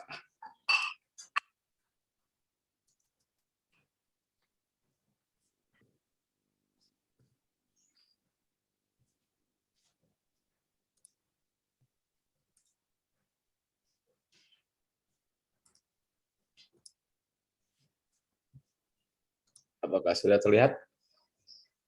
Izin dokter, sudah terlihat dokter. Baik. Untuk materi ini sebenarnya tidak terlalu, yang kedua ini tidak akan terlalu ngejelimet kalau mau kita boleh sebut ngejelimet seperti yang tadi yang pertama ini hanya basic-basicnya saja untuk memahami neonatal intestinal obstruction. Karena ya ini saya tunjukkan salah satu contohnya. Kalau pada saat kita jaga menemukan gambaran seperti ini. Pertanyaan pertama adalah, ini adalah normal atau abnormal ekstrem? Ini yang kalau di kami ini di Unpad, mungkin kalau di Unip sudah pada jago semuanya. Kalau di Unpad begitu. Kemarin saya tes juga pada saat saya membawakan materi ini ke PPDS Unpad, ini normal atau enggak? Ini necrotizing enterocolitis, dok. Udah grade 2, ada penemu, ada udara-udara di dinding-dinding ususnya gitu. Ya, itu kurang lebih seperti itu gambarannya. Jadi ya sekarang kita harus pahami dulu intinya yang normal itu seperti apa. Ya. Konon katanya yang normal itu gambarannya akan diberikan. Jadi ini ceritanya. Udara pada saat bayi yang lahir itu pertama kali dia menelan udara itu pada saat dia pada saat dia nangis. Saya nangis, nafas, masuk tuh udara semuanya, masuk penelan udara. Nah, pada 3 jam yang pertama, dia akan mengisi ke seluruh small bowel. 3 jam pertama. Kemudian baru ke rektum itu setelah 12 jam. Artinya, kalau bayi yang difoto sebelum 3 jam, pasti gambarannya udaranya minimal. Nah, apakah kita harus berpikir, ini kondisi patologis? Belum tentu juga. Nah, kita harus lihat dari anamnesis dan kemudian kita usulkan serial fotonya bagaimana. Jadi 12 jam itu baru sampai ke daerah rektum. Kemudian yang normalnya bagaimana? Jadi katanya ini gambaran yang khas itu gambaran yang poligonal khususnya semuanya. Atau kalau di kami disebutnya mosaic pattern, jadi kayak gambar kaca patri gitu. Nah, ini jadinya jelek karena saya menggambar, jadinya tidak simetris poligonalnya. Harusnya kalau gambarnya dihilangkan nih poligonalnya semuanya sama semuanya. Atau bisa juga disebut salah satu literatur yang menyebutkan bahwa ini gambarnya kayak honeycomb, kayak sarang lebah gitu. Nah, begitu kita lihat gambaran seperti ini, ya inilah gambaran usus yang normal pada neonatus kurang lebih gitu. Jadi tidak ada pneumatosis intestinalis di sini. Nah, otomatis kalau kita sudah pahami ini yang normalnya seperti ini kita lihatnya saya sudah perbesar, jadi gambaran poligonalnya rata semuanya mungkin begitu. Nah, untuk menentukan loopnya bagaimana sih sebenarnya yang normal atau tidaknya, caranya adalah kita ukur berapa diameter loopnya itu dibandingkan dengan ukuran diameter dari korpus vertebranya. Yang normal itu intestinal loop-nya tidak boleh lebih dari lebar vertebranya. Berarti kalau sudah kita punya patokan seperti ini, kita sudah bisa menyebutkan ini adalah kondisi yang tidak normal. Pertama, sudah tidak membentuk lagi gambaran mosaic pattern-nya atau tadi polygonal shape-nya tidak ada. Nah, ini juga distribusinya sudah inhomogen nih, ada yang lebar semuanya. Dan ini kalau kita ukur loop-nya sudah pasti lebih lebar dari vertebranya, diameter vertebranya. Apalagi kalau kita dapat gambaran ini, udahlah ini jelas. Nah, pertanyaannya, ya, biasanya kan sering dihasilkan gambaran ini karena obstruksi tuh. Kalau yang paralitik jarang sekali menyebabkan gambaran yang inhomogen seperti ini atau asimetris seperti ini. Seringnya adalah kondisi-kondisi yang disebabkan karena suatu obstruksi. Pertanyaan berikutnya sekarang, kalau sudah obstruksi, ini termasuk kriteria yang mana? Ini high atau low intestinal obstruction. Gitu. Nah, seperti halnya dewasa, nih pada neonatal intestinal obstruction itu kita bagi menjadi 2. Ada high intestinal obstruction, ada yang low intestinal obstruction. Lalu apa kriterianya? Yang paling mudah kriterianya adalah dengan menghitung jumlah loop yang dilatasinya. Katanya begini, kalau loopnya kurang dari 3 atau sama atau kurang dari 3, itu dinamakan sebagai high intestinal obstruction. Tapi kalau lebih, 4, 5, 6, sampai berapa, sampai banyak, itu adalah low intestinal obstruction. Prinsipnya katanya itu. Nah, kemudian berarti kalau sudah ada loop usus yang dilatasinya misalnya sedikit, itu menentukan bahwa kriterianya high intentional obstruction itu terjadi di daerah proksimal dari ilium. Patokannya di situ. Nah, berarti kebalikannya kalau yang low itu distal dari ilium. Kemudian ya karena ini berarti organ yang meliputinya ada gaster, duodenum, dan jejunum. Sementara ini ya sudah dari ilium ke kolon dan rektum yang low intestinal obstruction. Karena dia sudah memberikan loop yang lebih dari 3. Oke. Kita ambil satu persatu yang high intestinal obstruction ini. Gaster misalnya sekarang. Nah, apa saja yang mungkin terjadi pada obstruksi pada gaster ini berdasarkan nanti proses embriologinya juga kurang lebih sini. Jadi ada gastric agenesis, nanti ada mikrogastria, ada gastric atresia, dan ada gastric stenosis atau lebih kita kenal sebagai pyloric stenosis sebenarnya. Gastric agenesis ini secara umumnya jarang, sangat jarang, tidak pernah terjadi lah kurang lebih itu. Sebaliknya kalau mikrogastria ini kecil sekali gasternya, biasanya terjadi pada heterotaxis syndrome. Itu juga sangat jarang kita dapati. Untuk yang atresia gaster ini juga hanya meliputi sangat kurang dari 1% dari congenital intestinal obstruction. Jadi sangat jarang. Biasanya ya ini yang paling sering adalah gastric stenosis atau pyloric stenosis. Nah, imaging apa sebenarnya yang akan kita gunakan pertama? Jadi ya ini insidennya male dibanding female rasionya 4:1 sering pada laki-laki. Ya ini akibat suatu hipertrofi dan hiperplasia dari otot-otot di daerah pilorusnya, baik sirkular maupun yang longitudinal. Dan ini adalah non-bilious vomiting. Ya, jadi mohon diingat juga kalau di kami kemarin ya beberapa seringnya sih PPDS itu kalau misalnya menyebut kalau pyloric stenosis itu katanya kalau muntahnya susu itu seperti betul tapi agak kurang tepat. Gimana kalau bayinya dikasih air putih keluar susu kan repot tuh ceritanya. Jadi patokannya bukan keluarnya susu tapi apa yang dia minum keluarnya sama bentuknya, non-bilious vomiting dan tidak hijau lah itu kurang lebih. Kemudian ya ini usia juga penting ini terjadinya. Jadi kalau pada pyloric stenosis itu dia terjadi pada usia 3-8 minggu, di mana prematur biasanya lebih lama lagi, jadi lebih telat lagi 2 minggu dari yang ini patokannya. Jadi kalau di awal-awal nanti beda, kita harus pikirkan apa yang akan diferensial diagnosis apa nanti yang akan kita gunakan untuk mendede ini. Ini gambarannya yang ekstrim. Jadi ini single bubble. Gambarannya single bubble. Kemudian imaging berikutnya adalah yang efektif adalah dengan USG. Kenapa efektif? Karena kita bisa objektif mengukur otot-otot pilorusnya bisa lebih jelas. Kita lihat elongasinya juga bisa kita lihat jelas. Yang jadi masalah apa? Untuk mendapatkan gambaran ini, itu susahnya luar biasa. Kenapa? Karena kita berjuang dengan distensi dari gaster, reverberasi udara di daerah abdomen tersebut, yang itu mengerjakan satu pasien ini aja bisa sampai setengah jam lebih tuh dapat gambaran ininya. Kalau memang kondisinya yang susah distensi sekali. Ya syukur-syukur kalau misalnya ini bisa dapat langsung. Nah, tapi nanti bisa kita lakukan modifikasi di mana kita bisa miringkan, ya kita pakai hukum fisika di mana udara selalu menempati tempat yang tertinggi. Jadi kalau pada saat ini susah ketutup semua, ya miringkan ke sebelah kanan, nanti udaranya naik ke sini, daerah pilorusnya bisa kita lihat dengan jelas.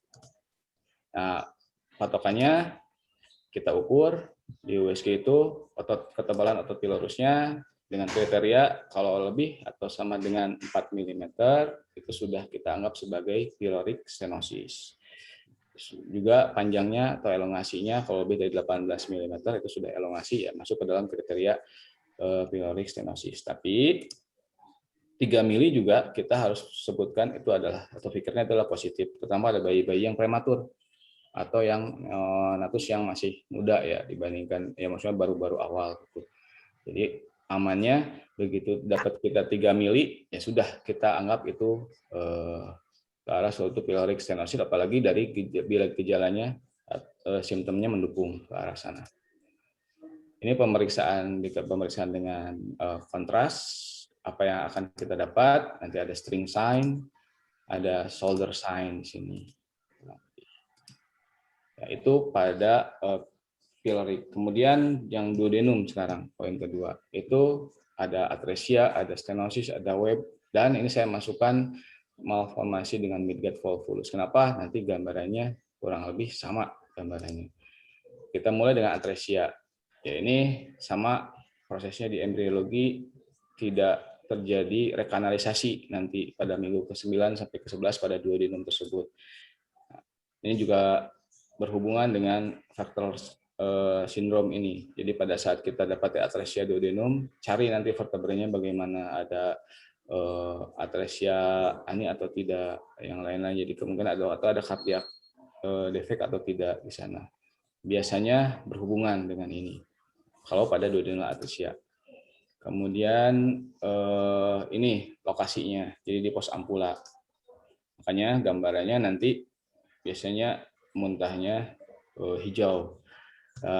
Untuk yang ini, yang duodenal atresia, ini begitu jam-jam awal lahir sudah menunjukkan gejala muntah. Jadi pada saat awal-awal pada neonatus dengan muntah-muntah, gejala yang muntah pada awal-awal usia yang masih sangat-sangat muda, pikirkan dulu kelainannya di duodenum.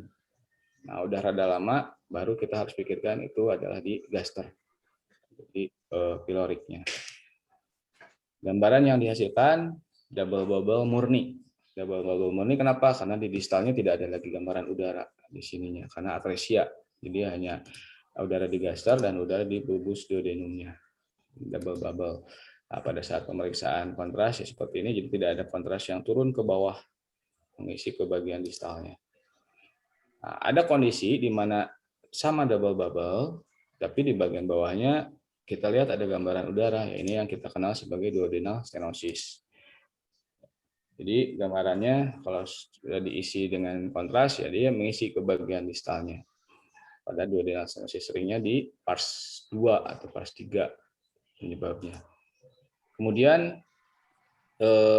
pada suatu kondisi juga pada saat diisi kontras kita bisa lihat gambaran, tiba-tiba ada gambaran yang lusen di sini, jelas batasnya dengan distensi atau dilatasi sedikit di daerah distalnya. Yang ini kita kenal sebagai duodenal web. Nah, begitu kita dapat gambaran ini, pikirkanlah ini. Jadi ini penyebabnya di mana pressure peristaltik yang tinggi di daerah yang stenosisnya akan kemudian dia akan menyebabkan stashing melebar, kemudian ada gambaran webnya terlihat di sini. Kemudian pada satu kondisi kita juga bisa dapati gambaran yang seperti ini. Gambarannya udaranya double bubble. Jadi kita pikirkan dari ini kemungkinannya berasal dari duodenum, muntahnya juga hijau. Nah, kemudian biasanya dari sejawat bedah anak meminta dilakukan pemeriksaan USG dulu. Di USG ternyata kita dapat gambarnya seperti ini.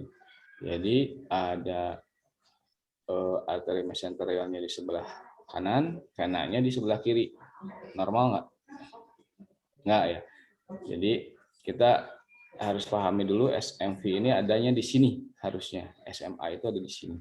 Nah, pada saat kondisi sudah terbalik seperti ini, ya apalagi nanti ada whirlpool ke bawahnya, kita harus pikirkan juga. Nah, ini kemudian lakukan pemeriksaan kontras lah akhirnya. Diisi di sini ada gambaran seperti ini, mirip per. Ya. Jadi duodenojejunal junction-nya dia tidak ada di sebelah, tidak melewati midline dan tidak ada di sebelah kiri abdomen, tapi dia terus ke bawah, elongasi terus. Gambar sini tidak ada isi kontras ke daerah yang sebelah abdomen kiri. Ini yang kita kenal dengan malrotasi dengan midgut volvulus. Jadi ini dua kondisi yang berbeda, makanya kita harus selalu sebut kalau malrotasi itu tidak semua dia mengalami midgut volvulus, tapi pada saat kita sebutkan midgut volvulus, otomatis dia diawali dengan gara-gara malrotasinya. Jadi seperti itu. Jadi kalau misalnya memang malrotasi, ada kondisi di mana hanya terjadi malrotasinya saja, belum terjadi suatu midgut volvulus. Ini akibat kegagalan proses perputaran sebenarnya dari ususnya itu yang kita tahu ada proses perputaran harusnya sampai berapa derajat. Nah, jadi ini sampai 270 derajat. Perputaran usus pada malrotasi ini tertahan di sini. di fase ini. Jadi di 180 derajat. Jadi begitu pertama, 6 minggu pertama dia mengalami elongasi, belum berputar, 8 minggu mengalami perputaran 90 derajat sambil dia mulai masuk lagi ke sini. Nah, sambil masuk, berputar lagi 90 derajat, menjadi seperti ini. Begitu dia terhenti di sini, maka otomatis inilah yang kita sebut sebagai malrotasi, karena dia harus berputar lagi 90 derajat ke bawah untuk posisi sekumnya ada di sebelah abdomen kanan bawah. Karena itulah maka dokter-dokter bedah anak sering juga kalau di Bandung itu di sini di Hasan Sadikin mereka meminta pemeriksaannya kolon in loop. Jadi untuk melihat posisi sekumnya ada di mana. Itu. Cuma memang harus kita ingat juga dalam kondisi 20%-nya ada pada malrotasi itu, pada midgut fulvus, malrotasi dan midgut fulvus ini 20%-nya posisinya malah normal si sekumnya. Jadi itu memang agak riskan juga kalau kita hanya mengandalkan pemeriksaan kolon in loop. Jadi kita sebaiknya pemeriksaannya dengan upper GI series atau contrast soluble follow through. Kemudian yang berikutnya adalah atresia jejunum. Jadi atau stenosis. Jadi ini kelainan-kelainan di jejunum yang paling sering kita dapati ini atresia atau stenosis. Jadi kurang lebih, jadi intinya seperti ini. Kalau misalnya penyebabnya bisa karena dia terlilit oleh atau misalnya itu oleh struktur vaskuler yang di daerah sekitarnya pertumbuhannya menjadi tidak sempurna, maka terjadi suatu jejunal atresia. Gambaran yang dihasilkan itu ada triple bubble 1, 2, 3 gambarannya, yang pada pemeriksaan kontras juga mirip-mirip seperti ini, di distalnya tidak ada lagi.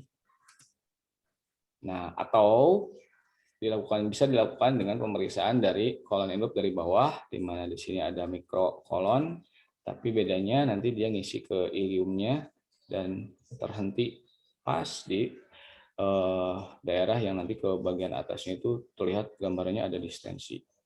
Itu merupakan suatu jejunal atresia. Nah, itu adalah gambaran-gambaran high intestinal obstruction. Lalu bagaimana dengan low intestinal obstruction? Baik, sekarang kalau saya berikan gambaran seperti ini, X-ray-nya. Sudah jelas ini adalah suatu low intestinal obstruction. Kenapa? Patokannya kalau kita hitung dari loop-nya lebih dari 3 loop yang distensinya. Nah, pertanyaannya sekarang yang ini, yang pertama, gambar kedua, gambar ketiga, gambar keempat, ada nggak yang bisa menyebutkan apa penyebabnya terjadi low intestinal obstruction ini? Ada yang bisa menjelaskan?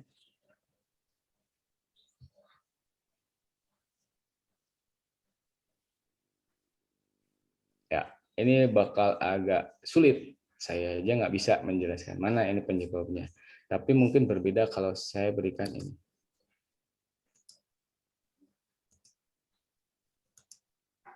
Dari sini kita sudah bisa memprediksi nih apa penyebabnya obstruksinya.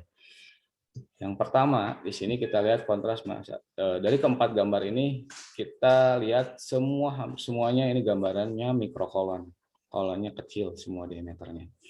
Nah, perbedaannya apa masing-masing? Sekarang kita lihat kontras ini masuk dari bawah terus mengisi ke segmen, ke bagian-bagian segmen dari kolonnya sampai berhenti di bagian ileosekal di sini, di daerah sekum, di daerah ileosekalnya terhenti. Ini hanya ngisi ke daerah apendik. Udah gitu ditunggu berapa lama juga ini tidak ada reflux masuk ke ilium distalnya. Nah, ini yang kita kenal dengan atresia ilium. Pemeriksaannya dari bawah.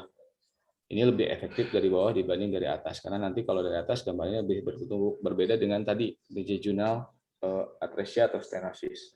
Lebih baik dari atas gambarannya. Kemudian yang kedua kita lihat juga kontras mengisi semua segmen dari kolonnya. Sama di sini juga dia tidak masuk ke distal ilium. Tapi yang berbeda di sini ada gambaran lucent multiple filling defect-nya. Inilah yang kita kenal sebagai meconial ileus. Jadi ini meconiumnya menyebabkan obstruksi di daerah tersebut. Ya. Kemudian untuk berikutnya ini meconial pleural syndrome. Jadi kita lihat ada filling defect, semuanya ngisi yang lusen-lusen semuanya di semua segmen. Kadang yang khasnya juga seringnya dia terjadinya di daerah di sini di bawah dari flexura lianalis, yang makanya sering disebut small left colon syndrome kalau tidak salah. Jadi bagian ininya lebih kecil kolonnya dibanding dengan yang kanan diameternya. Nah, untuk yang terakhir ini khasnya apa? Bentuk kolon di daerah flexura lianalis dan flexura hepatica sudah tidak membentuk lagi gambaran di situ, jadi sudah hilang flexura lianalis dan flexura hepatikanya. Ini yang membentuk gambaran tanda tanya nih atau question mark sign. Pada apa? Pada total colonic aganglionosis atau yang Hirschsprung-Wohl semuanya. Nah, perbedaannya apa? Kita lihat lagi. Ini tidak ada reflux nih. Kalau pada atresia ilium ke distal ilium ini tidak ada reflux. Kemudian ini ditambah dengan gambaran filling defect bisa di daerah distal ilium di situ. Kemudian kalau meconial pleural syndrome ya ini multiple filling defect mengisi di seluruh kolon. Kalau yang total colonic aganglionosis itu patokannya flexura hepatica dan lianalisnya menghilang, membentuk gambaran tanda tanya. Di kita kadang suka iseng disebut riddle sign gitu, karena mirip musuhnya Batman. Ya, ini take home message-nya apa?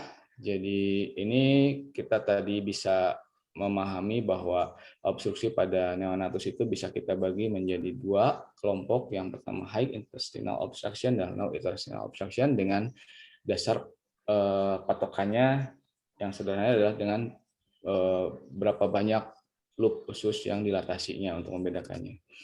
Kemudian ini kalau kita sebut high intestinal obstruction ya patokannya dari proximal ilium. Jadi nanti yang terlibat itu gastroduodenal jejunum. Kebalikannya yang low intestinal obstruction itu di daerah distal ilium sampai ke daerah rektum. Oke, itu materi untuk low intestinal obstruction, jadi tidak terlalu banyak juga, hanya memahami dan membedakan karena ini yang di lapangan seringnya terjadi masalah untuk membedakan ini ada low atau high intestinal obstruction. Demikian. Baik, terima kasih Dr. Hari Galuh Nugraha, spesialis radiologi konsultan, atas penjelasan materi sesi kedua. Kita lanjutkan dengan diskusi tahap kedua. Bagi para dokter, para residen, para kandidat yang hadir baik offline maupun online melalui Zoom, monggo dipersilakan untuk mengajukan pertanyaan. Terima kasih.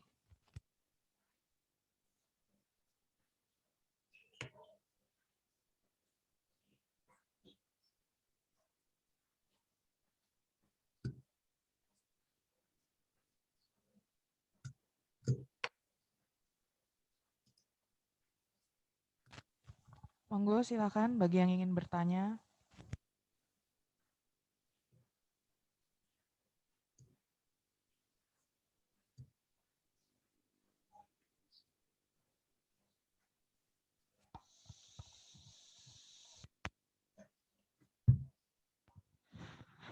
Ya, izin bertanya lagi dok. Terima kasih atas materinya dok. Memang kalau untuk mendiagnosa kelainan-kelainan di bowel terutama itu memang kami merasa juga kami sangat kesulitan di sini dok. Contohnya misalnya seperti ada kasus aganglionik dokter atau Hirschsprung dokter. Kalau untuk yang tipe yang long atau yang total kan jelas ya dok. Cuma kalau misalnya untuk yang tipe yang short sama yang ultra short itu kami masih agak kebingungan gitu dok untuk menegakkan diagnosa. Itu ada tips nggak dok? Bagaimana dok membedakannya? Terima kasih.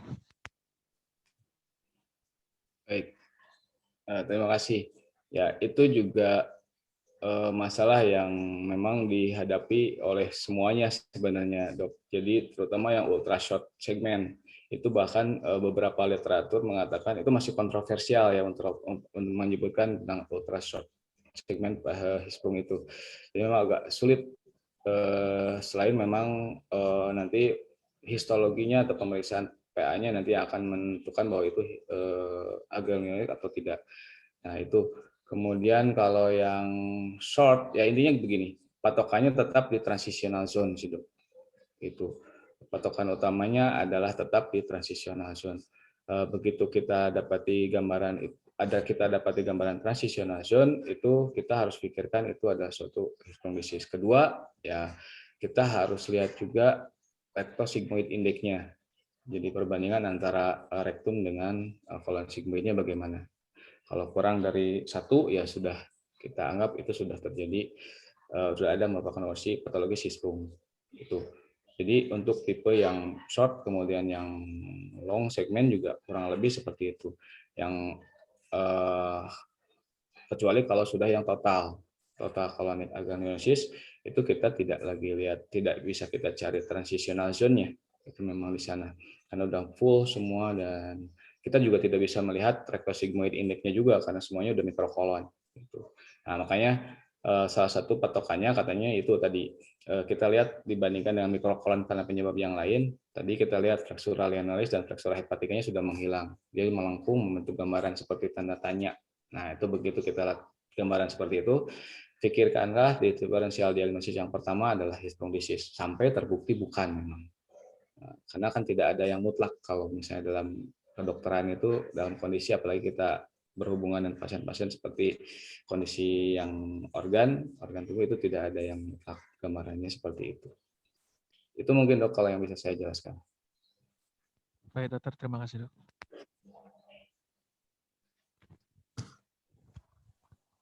Kepada para dokter, para kandidat, para residen lain yang ingin menyampaikan pertanyaan, monggo silakan dokter.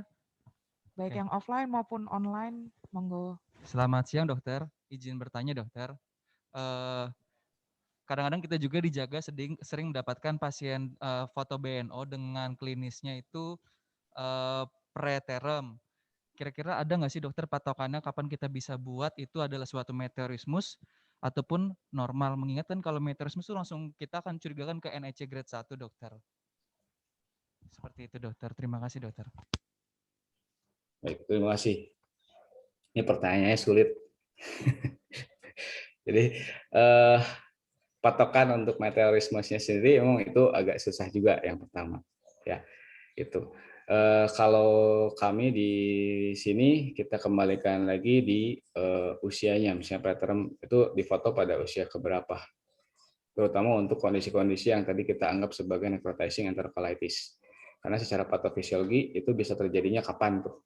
Itu. Jadi apakah pada saat begitu lahir preterm bisa menyebabkan suatu nek? Mungkin saja bisa, tapi dari sisi patofisiologinya kita harus tahu juga berarti dia sudah mengalami, kan intinya kalau necrotizing enterocolitis itu di daerah poin penyebab utama adalah iskemik di sana yang nanti akan menyebabkan gangguan yang lainnya sampai ke distensi dari semua ususnya. Nah, berarti kalau pada saat preterm lahir pada awal-awal minggu itu kita foto ternyata sudah gambarannya yang kita anggap ini necrotizing enterocolitis, berarti kan sudah ada proses tuh. Kalau nggak jantungnya ada gangguan misalnya, atau misalnya di intrauterinnya ada gangguan di sana iskemiknya. Karena biasanya di minggu-minggu kedua tuh untuk terjadi itu seringnya ya, meskipun di minggu pertama juga bisa. Nah, jadi untuk meteorismusnya itu sendiri ya sebenarnya kembalikan lagi ke tadi patokan yang awal tadi, baik yang prematur ataupun yang matur, gambaran usus yang ditunjukkan adalah polygonal shape yang homogen atau honeycomb appearance yang homogen gambarannya. Ya, begitu kalau misalnya kita lihat, kemudian loop ususnya juga kita bandingkan dengan vertebranya, ternyata masih lebar vertebranya, ya udah itu normal gitu. Kurang lebih seperti itu. Kalau menurut saya, nanti mungkin di Karyadi kan ahli radiologi anaknya senior semua sebenarnya, ada dokter Farah dan lain-lain. Jadi itu guru-guru saya semua. Itulah nanti yang mungkin lebih decision-nya di situ. Demikian dok. Terima kasih dokter atas jawabannya dokter.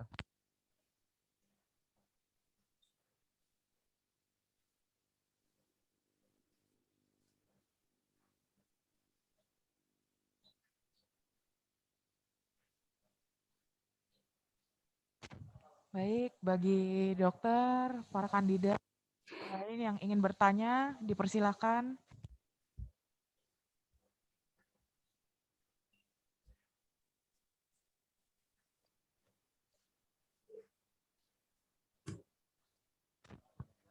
Oke, silakan Bapak Nikolaus Erlangga.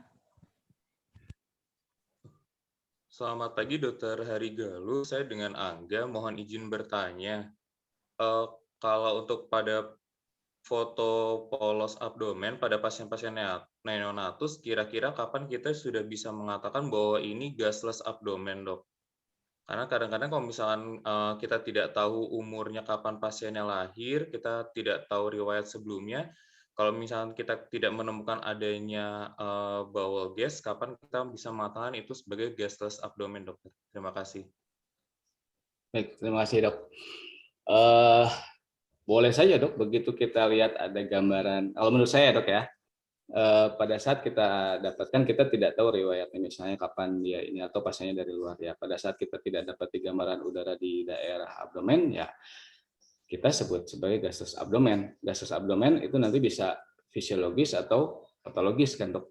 Nah kalau fisiologisnya tadi tergantung dari kapan dia usia di fotonya. Kemudian kalau yang patologis ya sudah jelas, berarti nanti kita harus diferensial diagnosis kenapa sih sampai bisa terjadi gastrus abdomen. Itu kalau menurut saya sih dok, kurang lebih itu praktisnya sih seperti itu dok. Mungkin dok. Iya dokter, izin menanyakan lagi dok, kalau misalnya kita sudah mendiagnosis sebagai gastrus abdomen, kira-kira apakah kita butuh foto serial lagi enggak ya dok? Oke.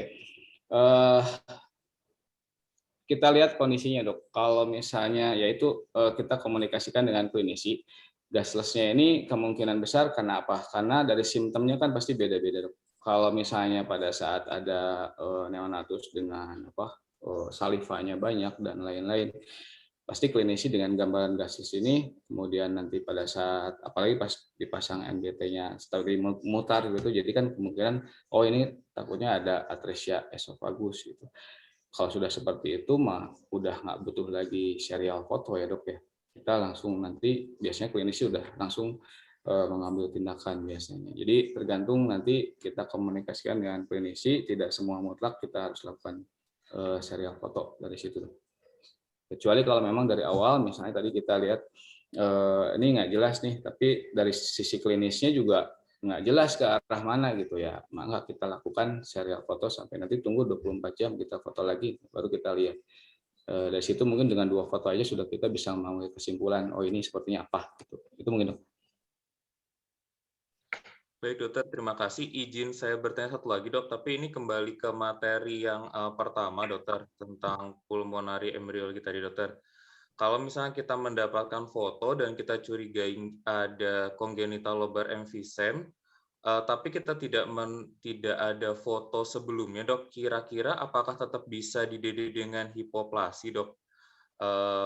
Sama apakah kita butuh pemeriksaan tambahan seperti CT scan torak untuk pasien-pasien neonatus dok? Terima kasih dokter. Baik, terima kasih dok. Jadi betul dok, itu DD-nya yang pertama. Jadi apakah boleh DD? Boleh dok. Apalagi kalau misalnya kita tidak ada foto sebelumnya. Misalnya datang dari luar, kemudian fotonya seperti itu. Tapi di situ bisa kita lihat karakteristiknya sebenarnya dok. Nanti tadi kalau kita lihat dengan jelas, kalau pada congenital lobar emphysem itu batasnya sebenarnya jelas terlihat gitu. Dan pertama seringnya di sebelah kiri memang. Kita ambil yang paling sering-seringnya aja dulu. Lebus superior kiri, posisinya seperti itu. Jadi pada saat memang sudah seperti itu, kalau memang itu mau dididik, boleh dididik. Nah, cuma begini, ada satu literatur yang mengatakan bahwa pada CLE itu, pada congenital lobar emphysem itu beberapa dia penulis mengatakan bahwa nggak perlu sebenarnya untuk dilakukan pemeriksaan lebih lanjut karena itu malah menambah beban untuk ke anaknya karena memang sebenarnya sel-selnya itu masih bagus dan dia regresi nantinya, regresi si CLE-nya itu. Nah, kalau yang hipoplasi ya jelas dari kita bedakan dengan CT scan dari kriterianya bagaimana. Dan biasanya ya kalau pada hipoplasi kecuali kalau memang tidak ada penyebab yang nyata terlihat yang barengan dengan hipoplasenya, misalnya ada diafragma hernia atau yang lainnya, ya memang kita betul-betul dilihat dengan CT scan apa ini termasuk kriteria masuknya jenis yang mana. Demikian, Dok. Baik, dokter. Terima kasih, dokter. Sama-sama, Dok.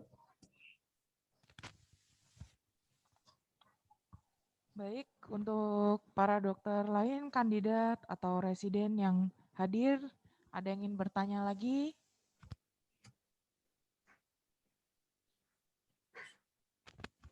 Monggo silakan Bapak Ibu, para dokter, para kandidat semuanya.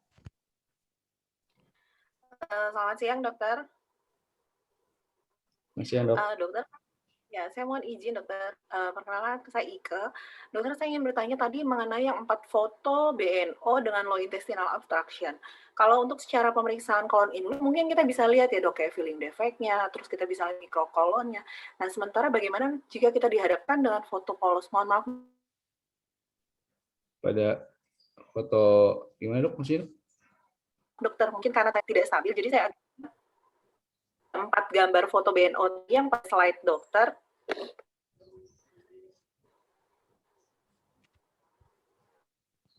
Ibu Ike. Maaf, dokter, apakah Suaranya putus-putus, Dok. Suaranya putus. Ya, mohon maaf, dokter, sinyal. Pakai chat aja ke. Iya. Sinyal, dokter. Baik, Ibu Ike.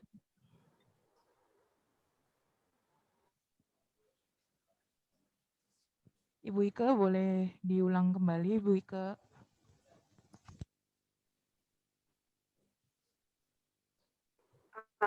Iya. Terdengar belum ya, Bu? Izin Ibu, sudah terdengar nggih?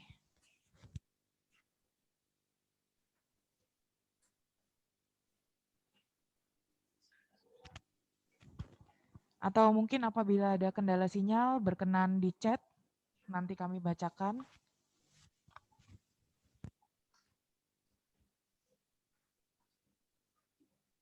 Ya, Dok, di chat atau boleh, Dok. Nanti kalau saya tidak terjawab, saya chatnya di forward ke Dokter Farah. Gitu ya, Dok. Enggak, ini ini harinya Dokter Hari, Dok. Jadi silakan, Dok. Ahlinya kan ada di sini. Ada Dokter Mardiana juga loh, Dok. Ada Dokter Dokter Mardiana. Mardiana juga ada Dok. sepertinya. Sepertinya ada. Dokter Mardiana sering saya repotkan ya, Dok. Sepertinya ada beliau nih. Belum ini. Mbak Ike di chat mungkin Mbak Ike. Dokter Mariana, kalau saya ada yang salah diinterupsi aja, Dok.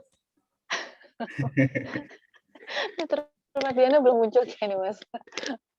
Ya belum. Dokter Hari Galuh. Dokter Hari, Dokter Mardiana. Selamat pagi, Dok. Dokter, keren banget presentasinya, Dok. Appreciate banget. Terima kasih ya, Dok. Sudah mau memberikan sharing ilmunya ke kita semua, terutama para PPDS kita. Saya yang terima kasih, Dok, sudah diberi kesempatan. Iya, pokoknya keren deh, Dokter Hari. Proud of you, ya. Rising star malah sudah inilah sama Dokter Farah nanti nusul di belakangnya untuk S3-nya. Kasih semangat ya, Dok. Oh iya, Dokter. Bentar lagi. Iya deh.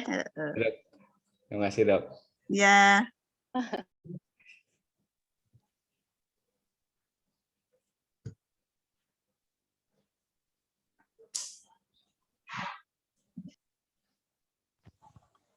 Ibu Ike, mohon izin berkenan untuk chat pertanyaannya.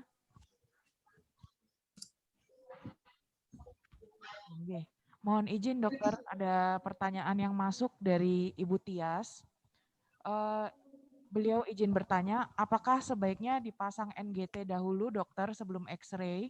Karena pernah ada permintaan X-ray dahulu sebelum dipasang NGT. untuk menentukan adakah atresia esofagus. Mohon petunjuk dan tipsnya nggih dokter. Terima kasih. Baik. Terima kasih dok.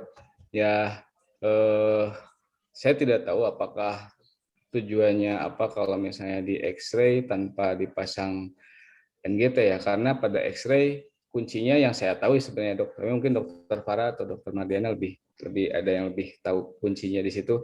Kalau selama ini kita pegang kuncinya adalah dari dokter bedah anak di sini juga untuk chest X-ray itu ya kita lihat dari untuk menentukan tipenya maksudnya dok. Untuk menentukan tipenya kita lihat di posisi NGT-nya yang memutar.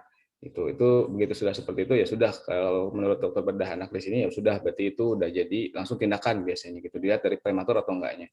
Nah, kalau tanpa dipasang NGT untuk chest X-ray saya kurang begitu paham ya dok, gimana tujuannya untuk menentukan atresia, karena kalau kita hanya patokan pada aspirasi pneumonia semuanya juga bisa terjadi kondisinya seperti itu.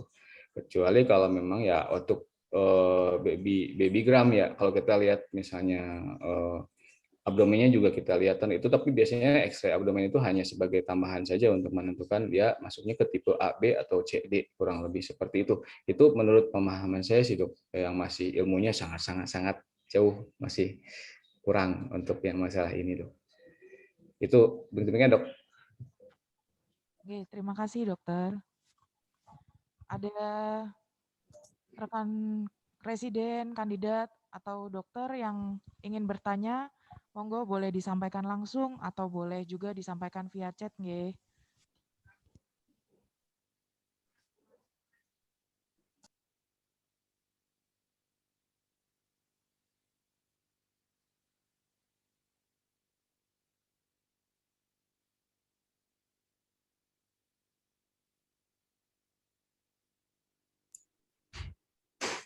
Udah cukup jelas sepertinya semuanya dok. Nggih dokter, materi. Materinya Dokter Hari sangat bagus, jadi sudah presentasinya juga sangat jelas gitu ya dok ya. Jadi Mungkin itu residennya atau sudah jelas semua. itu hipotesis kedua. Hipotesis pertama ya membingungkan materi saya. Enggak dok, sangat-sangat jelas, luar biasa.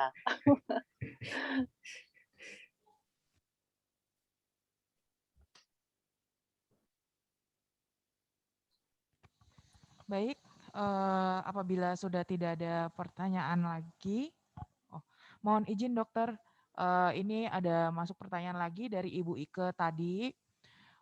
Selamat siang dokter Hari, ingin bertanya pada anak dengan kecurigaan HPS, apakah bisa membantu dengan dekompresi gaster terlebih dahulu sebelum dilakukan USG? Terima kasih dokter. Baik, terima kasih dok. Betul dok, sangat membantu dok. Itu dipasang NGT misalnya lebih bagus. Dan di samping itu bisa jadi marker dok sebenarnya pada saat nanti USG. Jadi pada saat memang sebaiknya, sebagusnya sih itu dipasang NGT. Pertama dia membantu dekompresi, kedua itu bisa jadi marker karena kadang begini dok. Pada saat kalau kan operator dependent kalau USG itu kadang kita saat melakukan pemeriksaan penempelan probe itu ada bagian di mana kita anggap itu sebagai pylorus, padahal itu adalah proksimal atau distal dari atau itu daerah esophagogastric junction. Itu yang sering terjadi dan kemudian diukur ototnya di sana. Otomatis di situ ya tipis semuanya, jadi tidak ada tanda-tanda hypertrophic pyloric stenosis. Padahal yang diukur adalah daerah esophagogastric junction di daerah sana. Mirip kalau kita lihat gambarnya mirip sekali, hanya memang kalau kita lebih teliti lagi itu lebih lurus biasanya bentuknya. Nah, cuma dalam keadaan memang USG kan agak susah tuh kadang kita bedakan. Nah, enaknya memang begitu kita dapat udah terpasang NGT, itu bisa jadi marker nantinya.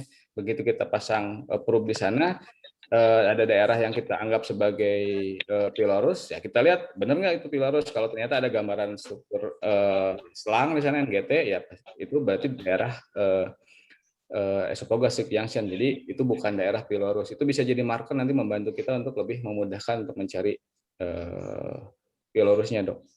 Demikian dokter Ike. Terima kasih dokter. Baik, kalau tidak ada pertanyaan lagi, saya lanjutkan ke acara penutupan. Dimohon untuk Dr. Farah Hendara Ningrum, spesialis radiologi konsultan, untuk memberikan penutupan. Terima kasih, Dokter. Ya, terima kasih Mbak Maria. Ya baik, untuk Dokter Hari terutama sangat-sangat saya ucapkan terima kasih sebagai perwakilan dari radiologi Karyadi itu Rumah Sakit Diponegoro, Universitas Diponegoro. Saya terima kasih sekali Dokter Hari atas kesempatannya untuk memberikan presentasi dan juga masukan-masukan karena kebetulan pasien anak tuh sangat-sangat banyak terutama jadi apalagi neonatus gitu kan. Jadi kita juga memang di sini sangat-sangat butuh asupan, tambahan ilmu juga kan bagaimana kira-kira tata laksananya pada saat kita membantu melakukan diagnosis. Jadi terima kasih sekali Dokter Hari, mungkin bisa nanti lain waktu bisa memberikan lagi tambahan dengan topik yang berbeda, mungkin bisa neuroimaging atau yang lain-lain ya Dokter Hari ya. Amin. Terima kasih, Dok. Ya mungkin untuk ini untuk para DPJP juga Dokter Mariana, Dokter Dini, Dokter Titi, Dokter Hermina ya, sama Dokter Dita sepertinya ada juga. Terima kasih atas kehadirannya juga teman-teman residen.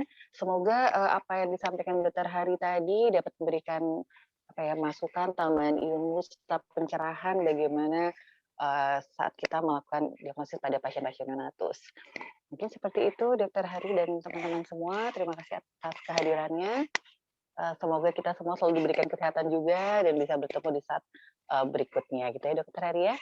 Baik, terima kasih Dr. Farah dan para konses. Terima kasih. Assalamualaikum warahmatullahi wabarakatuh. Terima kasih Mbak Maria. Baik, Dokter, terima kasih. Memang dari materi yang sangat bagus ini memang sangat berguna kelak untuk kita ke depannya ya sebagai seorang ahli radiolog, kita memang harus mampu dan memiliki pengetahuan mengenai pediatric imaging ini. Sehingga nanti ini akan sangat membantu untuk menegakkan diagnosis dan juga untuk tata laksana pasien. Baik, terima kasih. Sekali lagi kami ucapkan kepada Dr. Hari Galuh Nugraha, spesialis radiologi konsultan, yang telah berkenan memberikan materi yang sangat bagus ini. Kami ucapkan juga terima kasih kepada Dr. Sukma Imawati, spesialis radiologi konsultan, Dr. Farah Hendaraningrum, spesialis radiologi konsultan, Dr. Frederika Mardiana Wahyuni, spesialis radiologi konsultan, Dr. Hermina Sukmaningtyas, Magister Kesehatan, spesialis radiologi konsultan, Dr. Titi Yuliastuti, spesialis radiologi konsultan, Dr. Yurida Bintamutia, spesialis radiologi konsultan, dan Dr. Miftahul Jannah, spesialis radiologi, beserta seluruh kandidat dan para residen yang telah menghadiri acara ini, baik offline maupun online, sehingga semuanya berjalan dengan lancar. Terima kasih, sekian saya akhiri. Ya, terima kasih Mbak. Dokter. Ya. Terima kasih Dokter Hari.